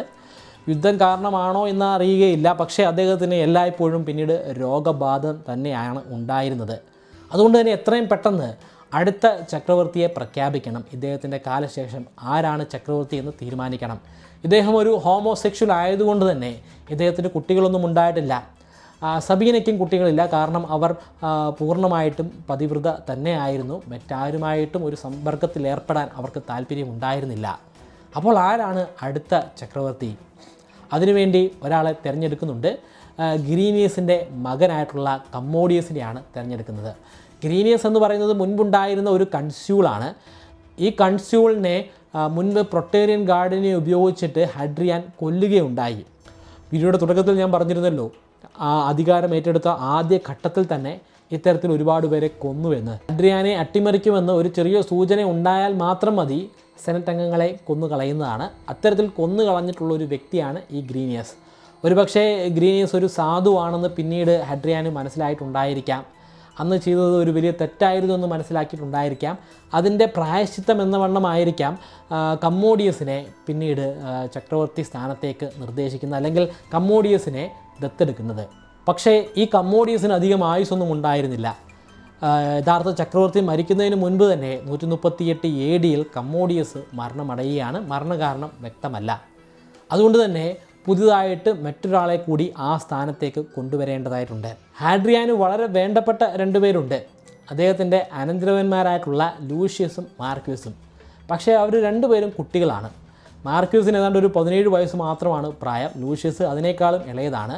2 പേർക്കും ഭരണകാര്യങ്ങളിൽ വലിയ അറിവൊന്നുമില്ല. അവരെ അടുത്ത ഹയറാക്കി മാറ്റുകയാണെങ്കിൽ ഒരുപക്ഷെ അട്ടിമറിക്കാനുള്ളൊരു സാധ്യതയുണ്ട്. കാരണം ഇവർ കുട്ടികളാണല്ലോ. ഇവരെ പറഞ്ഞു വഴിതെറ്റിക്കാനോ അല്ലെങ്കിൽ ഇവരെ കൊന്നുകളയാനോ എളുപ്പമാണ്. നിലവിലുള്ള ചക്രവർത്തിയായിട്ടുള്ള ഹഡ്രിയാന് എപ്പോൾ വേണമെങ്കിലും മരണം സംഭവിക്കാം. അദ്ദേഹത്തിന് കടുത്ത രോഗബാധ തന്നെയാണ്. അതുകൊണ്ട് ഒരു ഇടക്കാല ചക്രവർത്തിയെ ഏർപ്പാടാക്കാനായിട്ട് അദ്ദേഹം തീരുമാനിക്കുകയാണ്. പക്ഷേ വിശ്വസ്തനായിരിക്കണം, ഒരു നന്മയുള്ള ഒരു നല്ല മനുഷ്യനായിരിക്കണം, പ്രായമുള്ള മനുഷ്യൻ കൂടിയായിരിക്കണം. അപ്പോൾ അദ്ദേഹത്തിൻ്റെ ജോലി എന്ന് പറയുന്നത് ലൂഷ്യസിനെയും മാർക്യൂസിനെയും ചക്രവർത്തിയാക്കാനായിട്ട് വളർത്തിക്കൊണ്ട് വരിക, അവർക്ക് വേണ്ട കാര്യങ്ങളൊക്കെ പറഞ്ഞു കൊടുക്കുക, പിന്നീട് കുറച്ചു കാലത്തേക്ക് ഭരിക്കുക എന്നൊക്കെയാണ് ലക്ഷ്യം. അവർ ലൂഷ്യസിനെയോ മാർക്യൂസിനെയോ ചക്രവർത്തിയാക്കണം. മാർക്യൂസിനാണ് സാധ്യത. മാർക്യൂസ് എന്തെങ്കിലും കാരണം കൊണ്ട് മരണമടയുകയാണെങ്കിൽ മാത്രം ലൂഷ്യസ് അടുത്ത ചക്രവർത്തിയായിട്ട് മാറും. ഈ കണ്ടീഷൻ അനുസരിക്കുന്ന മികച്ച നന്മയുള്ള ഒരു മനുഷ്യനെ തിരഞ്ഞെടുത്തു. Antonio's Pius. പയസ് എന്നുള്ളൊരു പേര് ഇപ്പോൾ അദ്ദേഹത്തിന് കിട്ടുന്നില്ല. അന്റോണിയസ് എന്ന പേരിലാണ് അദ്ദേഹം അറിയപ്പെടുന്നത്. അന്റോണിയസിന് ഏതാണ്ട് 50ഓളം വയസ്സ് പ്രായമുണ്ടായിരുന്നു. ഈ കണ്ടീഷനൊക്കെ തന്നെയും അനുസരിച്ചു കൊള്ളാമെന്ന് പറഞ്ഞുകൊണ്ട് അദ്ദേഹം അധികാരത്തിലേക്ക് വരികയാണ്. ഒരു കോ റൂളറിൻ്റെ സ്ഥാനം മാത്രമാണ്. കാരണം ഹാഡ്രിയാൻ ഇപ്പോഴും ജീവനോടെ തന്നെ ഉണ്ട്. പക്ഷേ ആ വർഷം തന്നെ ഹാഡ്രിയാൻ മരണമടയുകയാണ്. ഒരുപാട് രോഗബാധിത ഉണ്ടായതുകൊണ്ട് തന്നെയാണ് അദ്ദേഹം മരണമടഞ്ഞത്. പക്ഷേ അതിനിടയിൽ പലപ്പോഴും അദ്ദേഹം ആത്മഹത്യ ചെയ്യാനായിട്ട് ശ്രമിക്കുന്നുണ്ട്. അതൊക്കെ പരാജയപ്പെടുക മാത്രമാണ് ഉണ്ടായത്. അങ്ങനെ അന്റോണിയസ് അധികാരത്തിലേക്ക് വരികയാണ്. അന്റോണിയസ് ഒരു നല്ല മനുഷ്യനായിരുന്നു. ഒരു മികച്ച മനുഷ്യനായിട്ടുള്ള ചക്രവർത്തിയാണ്. അദ്ദേഹം ആദ്യം തന്നെ സെനറ്റ് അംഗങ്ങളുമായിട്ട് ഒരു സന്ധി സംഭാഷണത്തിൽ ഏർപ്പെടുകയാണ് ഉണ്ടായത്. കാരണം ഹഡ്രിയാൻ ഈ സെനറ്റ് അംഗങ്ങളുടെ അധികാരങ്ങളൊക്കെ തന്നെയും നീക്കം ചെയ്തിട്ടുണ്ടായിരുന്നു. ഈ സ്ഥാനമാനങ്ങളൊക്കെ തന്നെയും അന്റോനൈനസ് ഇവർക്ക് തിരികെ കൊടുക്കുകയാണ്. അങ്ങനെ സെനറ്റ് അംഗങ്ങൾക്ക് സ്വീകാര്യനായിട്ടുള്ളൊരു വ്യക്തിയായിട്ട് മാറുന്നു. അന്റോനൈനസിന് അധികാരത്തോട് വലിയ ഭ്രമമൊന്നും ഉണ്ടായിരുന്നില്ല. അദ്ദേഹം ചക്രവർത്തി ആണെങ്കിൽ പോലും ഒരു സാധാരണ സെനറ്റ് അംഗങ്ങളെ പോലെ തന്നെയാണ് അദ്ദേഹവും പെരുമാറിയത്. അവരിൽ ഒരാളായിട്ട് നിന്നുകൊണ്ട് തന്നെയാണ് അദ്ദേഹം ഭരണകാര്യങ്ങളൊക്കെ തന്നെയും നടപ്പിലാക്കിയത്. അതിനോടൊപ്പം തന്നെ ലൂഷ്യസിനും മാർക്യൂസിനും ഒക്കെ വേണ്ട ട്രെയിനിങ് കൊടുക്കാനും അദ്ദേഹം മുതിരുന്നുണ്ട്. അദ്ദേഹത്തിൻ്റെ വേണ്ടപ്പെട്ട ആളുകളെ ഒന്നും അടുത്ത ചക്രവർത്തിയാക്കാനായിട്ട് അദ്ദേഹം കൂട്ടാക്കുന്നില്ല. മുൻപുള്ള ചക്രവർത്തിയായിട്ടുള്ള ഹാഡ്രിയൻ്റെ ഉത്തരവ് അതേപടി നടപ്പിലാക്കുക തന്നെയായിരുന്നു ഇദ്ദേഹത്തിൻ്റെ ലക്ഷ്യം. മാർക്യൂസിനാണ് ചക്രവർത്തിയാകാൻ ഏറ്റവും കൂടുതൽ സാധ്യതയുള്ളത്. അതുകൊണ്ട് തന്നെ മാർക്യൂസിന് കൂടുതൽ പരിശീലനങ്ങളും കൂടുതൽ സ്ഥാനമാനങ്ങളും ഒക്കെ കൊടുക്കുന്നുണ്ട്. സെനറ്റ് അംഗങ്ങൾക്ക് അവരുടെ അധികാരം തിരികെ കൊടുത്തതിൻ്റെ നന്ദി സൂചകമായിട്ടാണ് അന്റോനൈനസിന് പയസ് എന്ന ഒരു ബഹുമതി നൽകുന്നത്, അല്ലെങ്കിൽ അദ്ദേഹത്തിന് പേര് നൽകുന്നത്. അതിനുശേഷമാണ് അന്റോനൈനസ് പയസ് എന്ന പേരിൽ അദ്ദേഹം അറിയപ്പെടാൻ തുടങ്ങിയത്. പയസ് എന്ന് പറഞ്ഞാൽ സമാധാനപ്രിയനായിട്ടുള്ള, എല്ലാവരുമായിട്ട് നല്ല രീതിയിൽ പെരുമാറുന്ന വ്യക്തി എന്നാണ് അർത്ഥം. 2 വർഷം കൂടി കഴിഞ്ഞ് 140 AD ആയപ്പോൾ മാർക്യൂസിന് 19 പ്രായം. ആ 19ാമത്തെ വയസ്സിൽ മാർക്യൂസിനെ വിവാഹം കഴിപ്പിക്കുകയാണ്. വിവാഹം കഴിക്കുന്നത് മറ്റാരെയുമല്ല, ചക്രവർത്തിയായിട്ടുള്ള പയസിൻ്റെ മകളാണ്. ഫൗസ്റ്റീന ദ യങ്ങർ എന്നാണ് മകളുടെ പേര്. പയസിൻ്റെ ഭാര്യയുടെ പേരും അങ്ങനെ തന്നെയായിരുന്നു. ഫൗസ്റ്റീനയാണ് ഭാര്യ, മകൾ ഫൗസ്റ്റീനിയ ദ യങ്ങർ. അത് ഒരു പൊളിറ്റിക്കൽ മാരേജ് ആയിരുന്നു. കാരണം ഇങ്ങനൊരു വിവാഹം നടക്കുകയാണെങ്കിൽ ബന്ധുബലം കൂടുന്നതാണ് മാർക്യൂസിന്. കൂടാതെ പയസിനും സന്തോഷകരം തന്നെയാണ്. കാരണം തൻ്റെ മകളിലൂടെ തൻ്റെ അടുത്ത തലമുറകളും ഈ രാജവാഴ്ചയുടെ ഒരു ഭാഗമായിട്ട് തുടർന്ന് പോകുന്നതാണ്. ഈ സമയത്ത് ബ്രിട്ടനിൽ നിന്നും ഒരു ദുരന്ത വാർത്തയാണ് ലഭ്യമാകുന്നത്. അവിടെ ഉണ്ടായിരുന്ന സ്കോട്ട്ലൻഡിലെ ട്രൈബൽസ് ഹാഡ്രിയാൻ സ്ഥാപിച്ച ഹാഡ്രിയാൻ വാളും മറികടന്ന് ഇപ്പുറത്തേക്ക് വന്നിരിക്കുന്നു. കനത്ത നാശനഷ്ടം സംഭവിച്ചിരിക്കുന്നു. അവിടെ വലിയ കലാപങ്ങൾ നടന്നുകൊണ്ടിരിക്കുകയാണ്. പിന്നീട് 100,000-ഓളം വരുന്ന ഒരു വലിയ സൈന്യവ്യൂഹത്തെയാണ് അവിടേക്ക് പയസ് പറഞ്ഞു വിടുന്നത്. ശക്തമായിട്ടുള്ള ഒരു യുദ്ധം തന്നെ അവിടെ അരങ്ങേറുകയാണ്. വലിയ രീതിയിൽ പയസിന് ദേഷ്യമാണ് അവരോട് തോന്നിയത്. ഹാഡ്രിയൻ വാള് തകർക്കുക എന്ന് പറയുന്നത് ചിന്തിക്കാൻ പോലും സാധിക്കുന്ന ഒരു കാര്യമായിരുന്നില്ല. അത്രയും അഹങ്കാരികളായിട്ടുള്ള ട്രൈബൽസിനെ ഒരു പാഠം പഠിക്കണം. ഹാഡ്രിയൻ വാള് പുനഃസ്ഥാപിക്കുകയല്ല, അതിൻ്റെ അപ്പുറത്തായിട്ട് മറ്റൊരു മതിൽ പണിയുക. അന്റോനൈനസ് വാൾ എന്ന പേരിലാണ് ആ വാൾ അറിയപ്പെടുന്നത്. അതായത് ഈ സ്കോട്ട്ലൻഡ് ട്രൈബൽസിൻ്റെ കുറേ ഭൂഭാഗം കൂടി പിടിച്ചടക്കിയിട്ടാണ് ഈ മതിൽ പണിയുന്നത്. അതിൻ്റെ അപ്പുറത്തേക്ക് ഈ സ്കോട്ട്ലൻഡ് ട്രൈബൽസ് ഒതുങ്ങിപ്പോവുകയാണ് പിന്നീട് ഉണ്ടാകുന്നത്. ഈ യുദ്ധങ്ങൾ ഏകദേശം 145 AD വരെ തുടർന്നു പോകുന്നുണ്ട്. പക്ഷേ ആ യുദ്ധം കഴിഞ്ഞ ഉടൻ തന്നെ ഗർമേനിയയിൽ റൈൻ നദിയുടെ തീരത്ത് മറ്റൊരു അതിക്രമവും നടക്കുന്നുണ്ട്. ഗർമേനിയൻ ട്രൈബൽസിൻ്റെ ഭാഗത്തുനിന്ന് തന്നെയാണ് ആ ആക്രമണം ഉണ്ടാകുന്നത്. അതും അടിച്ചമർത്താൻ സാധിക്കുകയാണ് പയസിന്. പിന്നീട് ചക്രവർത്തിക്ക് അദ്ദേഹത്തിൻ്റെ ഭാര്യയെ നഷ്ടമാകുന്നുണ്ട്. മരണകാരണം എന്താണെന്ന് വ്യക്തമല്ല. പക്ഷേ വലിയ രീതിയിലുള്ള ഒരു വിഷാദ രോഗത്തിനടിമയായിട്ട് പിന്നീട് അദ്ദേഹം മാറുന്നുണ്ട്. അവരോടുള്ള സ്നേഹസൂചകമായിട്ട് അവരുടെ പേരിൽ ഒരു ക്ഷേത്രം പണിയുകയും വർഷാവർഷം ഒരു ആഘോഷം സംഘടിപ്പിക്കാനും അദ്ദേഹം ഓർഡറുകൾ കൊടുക്കുന്നുണ്ട്. 147 AD ആയപ്പോൾ മാർക്യൂസിന് ഫൗസ്റ്റീനയെ ദ യങ്ങറിലൂടെ ഒരു കുഞ്ഞുണ്ടാകുന്നുണ്ട്. ഒരു പെൺകുഞ്ഞാണ് ഉണ്ടാകുന്നത്. ആ പെൺകുഞ്ഞുണ്ടായതിന് ശേഷം മാർക്യൂസിന് ഒരു സ്ഥാനം കൂടെ കൊടുക്കുകയാണ്, കോ റൂളറാക്കി മാറ്റുകയാണ്. അതായത് ഇപ്പോൾ ആ രാജ്യം ഭരിക്കുന്നത് പയസ് ഒറ്റയ്ക്കല്ല, പയസിനോടൊപ്പം തന്നെ മാർക്യൂസുമുണ്ട്. പയസിൻ്റെ കീഴിലുണ്ടായിരുന്ന റോമൻ സാമ്രാജ്യത്തിൻ്റെ ആദ്യത്തെ 10 വർഷങ്ങൾ ഒരു സുവർണ കാലഘട്ടം തന്നെയായിരുന്നു. ഗർമേനിയയിലും അതുപോലെ ബ്രിട്ടാനിയയിലും നടന്നിട്ടുള്ള യുദ്ധങ്ങൾ ഇതിനൊരു അപവാദമായിട്ട് മാറിയെന്നത് യാഥാർത്ഥ്യം തന്നെയാണ്. പക്ഷേ 152 AD ആയപ്പോൾ ഒരു വലിയ ഭൂകമ്പം ഇന്നത്തെ തുർക്കി ഭാഗത്ത് നടക്കുന്നുണ്ട്. അതായത് ഈ റോമൻ സാമ്രാജ്യത്തിൻ്റെ പ്രവിശ്യയിൽ സംഭവിക്കുന്നുണ്ട്. അതിലൂടെ വലിയ നാശനഷ്ടങ്ങൾ തന്നെയാണ് സംഭവിക്കുന്നത്. ഒരുപാട് കെട്ടിടങ്ങൾ തകർന്നു പോകുന്നുണ്ട്, റോഡുകൾ തകരുന്നുണ്ട്. അങ്ങനെ ആ റോഡുകളും കെട്ടിടങ്ങളും ഒക്കെ വീണ്ടും പുനഃസ്ഥാപിക്കേണ്ട ഒരു ആവശ്യമാണ് ഉണ്ടാകുന്നത്. ആ ദൗത്യങ്ങളൊക്കെ തന്നെയും ഏൽപ്പിക്കുന്നത് മാർക്യൂസിനെയാണ്. മാർക്യൂസ് അതൊക്കെ ഭംഗിയായിട്ട് തന്നെ ചെയ്യുന്നുണ്ട്. അതിൻ്റെ തൊട്ടടുത്ത വർഷം വീണ്ടും അതേ പ്രദേശത്ത് തന്നെ തുടർ ചലനങ്ങൾ സംഭവിക്കുകയും കനത്ത നാശനഷ്ടങ്ങൾ തന്നെ ഉണ്ടാവുകയും ചെയ്യുകയാണ്. എന്നാൽ അതിനെയൊക്കെ ഓവർകം ചെയ്യാൻ മാർക്യൂസിന് സാധിക്കുകയും ചെയ്യുന്നുണ്ട്. അതുകൊണ്ട് ഇതേ കാലഘട്ടത്തിൽ തന്നെ നോർത്ത് ആഫ്രിക്കയിലും വലിയ രീതിയിലുള്ള പ്രശ്നങ്ങൾ ഉണ്ടാകുന്നുണ്ട്. കൊള്ളക്കാരാണ് അവിടെ പ്രശ്നം സൃഷ്ടിക്കുന്നത്. കൊള്ളക്കാർ സാധാരണക്കാരുടെ പണം പോലും അപഹരിക്കുന്ന ഒരു പ്രശ്നമാണ് അവിടെ ഉണ്ടായിരിക്കുന്നത്. അവിടെയും വലിയൊരു പടയെ നയിച്ച് പോകാൻ പയസിന് സാധിക്കുന്നുണ്ട്. അതൊക്കെ അടിച്ചമർത്താനും കഴിയുന്നുണ്ട്. ഈ സമയം ആയപ്പോഴേക്കും ഈജിപ്തിൽ മറ്റൊരു കലാപം സംഭവിക്കുന്നു. ആ കലാപം അടിച്ചമർത്താൻ ഇതേ സൈന്യവുമായിട്ട് പയസ് അവിടേക്ക് പുറപ്പെടുകയും അതൊക്കെ വിജയകരമായിട്ട് തന്നെ നടപ്പിലാക്കുകയും ചെയ്യുകയാണ്. പിന്നീട് അവിടെ നിന്നും അവർ യാത്ര ചെയ്ത് സിറിയയിൽ എത്തിച്ചേരുന്നുണ്ട്. സിറിയയിൽ എത്തിച്ചേർന്നപ്പോഴാണ് മറ്റൊരു പ്രശ്നം അവിടെ അരങ്ങേറുന്നത്. സിറിയയിലല്ല ഈ പ്രശ്നം നടക്കുന്നത്, സിറിയയുടെ അടുത്ത് തന്നെയാണ്, അർമേനിയയിലാണ്. അർമേനിയ അന്ന് ഒരു സാമന്ത രാജ്യമാണ് റോമിൻ്റെ. ആ സാമന്ത രാജ്യത്തേക്ക് പാർത്തിയൻസ് ഒരു ആക്രമണവുമായിട്ട് പോയിരിക്കുകയാണ്. അപ്പോഴേക്കും പയസ് ഒരുപാട് തളർന്നിട്ടുണ്ടായിരുന്നു. മാർക്യൂസും ഒപ്പമുണ്ട്. പയസിന് നല്ല പ്രായവുമുണ്ട്. ഒരു യുദ്ധം ചെയ്യാനുള്ള ആരോഗ്യമൊന്നും അദ്ദേഹത്തിന് ഉണ്ടായിരുന്നില്ല. കൂടാതെ കുറച്ച് നാളായിട്ട് അദ്ദേഹത്തിൻ്റെ സൈന്യം നിരന്തരമായിട്ട് യുദ്ധവും ആക്രമണവും ഒക്കെ നടത്തിക്കൊണ്ട് തന്നെ ഇരിക്കുകയാണ്. ഒരു വിശ്രമം അവർക്ക് ആവശ്യമുണ്ടായിരുന്നു. അതുകൊണ്ട് തന്നെ ഒരു സന്ദേശവാഹകനെയാണ് അർമേനിയയിലേക്ക് അയക്കുന്നത്. പാർത്തിയൻസിനൊരു വാർണിംഗ് ആണ് കൊടുത്തത്. എത്രയും പെട്ടെന്ന് അർമേനിയയിൽ നിന്നും ഇറങ്ങിക്കോണം, ഞങ്ങളുടെ സാമന്ത രാജ്യമാണ്, അവിടെ തുടർന്ന് പോവുകയാണെങ്കിൽ കനത്ത നാശനഷ്ടം തന്നെ നിങ്ങൾക്ക് ഉണ്ടാകുന്നതാണ്. പാർത്തിയൻസിനും ഒരു യുദ്ധം ചെയ്യാനുള്ള ഒരു അവസ്ഥയായിരുന്നില്ല. അതുകൊണ്ട് തന്നെ അവർ അവിടെ നിന്നും പതിയെ ഇറങ്ങി പാർത്തിയിലേക്ക് തന്നെ മടങ്ങി പോവുകയാണ് ഉണ്ടാകുന്നത്. 157 AD റോമിലേക്ക് പയസും സംഘവും മടങ്ങിയെത്തുകയാണ്. പിന്നീട് 161 AD അദ്ദേഹം മരണമടയുന്നത്. ശാന്തമായിട്ടുള്ള ഒരു മരണം തന്നെയാണ്. വളരെ നല്ലൊരു മനുഷ്യനായിരുന്നു. അദ്ദേഹത്തിൻ്റെ ഭാഗത്തു നിന്നും ക്രൂരമായിട്ടുള്ള ഒരു സംഭവങ്ങളും നമുക്ക് കാണാൻ സാധിക്കുകയില്ല. ഒരു സാധാരണക്കാരനെ പോലെ തന്നെയാണ് അദ്ദേഹം ജീവിതകാലം മുഴുവനും കഴിച്ചു കൂട്ടിയത്. കുറച്ചു കാലത്തേക്ക് മാത്രം ഒരു ചക്രവർത്തി ആവുക എന്ന ഒരു ഉദ്ദേശത്തോടു കൂടി തന്നെയാണ് ഹാഡ്രിയൻ ഇദ്ദേഹത്തെ ചക്രവർത്തിയാകുന്നത്. പക്ഷേ അദ്ദേഹത്തിന് കുറേയധികം വർഷം അവിടെ ഭരിക്കാൻ സാധ്യമായി. മികച്ച ഒരു ഭരണ കാലയളവ് തന്നെയായിരുന്നു. ഈ കാലയളവിൽ മാർക്യൂസിനെ മികച്ച ഒരു ചക്രവർത്തിയായിട്ട് വളർത്തിക്കൊണ്ട് വരാനും അദ്ദേഹത്തിന് സാധിക്കുന്നുണ്ട്.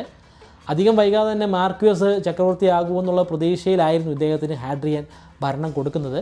പക്ഷേ മാർക്യൂസ് ചക്രവർത്തിയാകുന്നത് അദ്ദേഹത്തിൻ്റെ 40ാമത്തെ വയസ്സിൽ മാത്രമാണ്. പക്ഷേ മാർക്യൂസിന് അതിൽ വലിയ നിരാശയൊന്നും ഉണ്ടാകാനുള്ള സാധ്യതയില്ല. കാരണം പയസിനെ വലിയ കാര്യമായിരുന്നു മാർക്യൂസിനെ ആ രീതിയിലേക്ക് വളർത്തിക്കൊണ്ട് വന്നതിൽ പയസിന് വലിയ പങ്ക് തന്നെയുണ്ട്.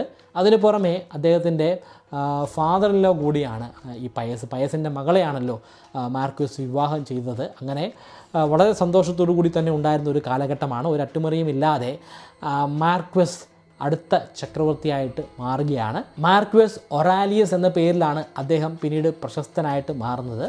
വളരെ പ്രശസ്തനായിട്ടുള്ള മിക്കവർക്കും അറിയാവുന്ന ഒരു ചക്രവർത്തി തന്നെയാണ് മാർക്വസ് ഒറാലിയസ്. പിന്നീട് സംഭവിക്കുന്നത് വളരെ ചരിത്ര പ്രാധാന്യമായിട്ടുള്ള കാര്യങ്ങൾ തന്നെയാണ്. വളരെ രസകരമായിട്ടുള്ള റോമൻ ചരിത്രം ഇനിയും തുടർന്ന് പോകുന്നതാണ്. നിങ്ങൾക്ക് ഈ വീഡിയോ ഇഷ്ടപ്പെട്ടു എന്ന് പ്രതീക്ഷിക്കുന്നു. ഇഷ്ടപ്പെട്ടെങ്കിൽ വീഡിയോ ഒന്ന് ലൈക്ക് ചെയ്യുക. നിങ്ങളുടെ വിലയേറിയ അഭിപ്രായങ്ങൾ താഴെ കമൻറ്റ് ബോക്സിൽ ഒന്ന് രേഖപ്പെടുത്തുക.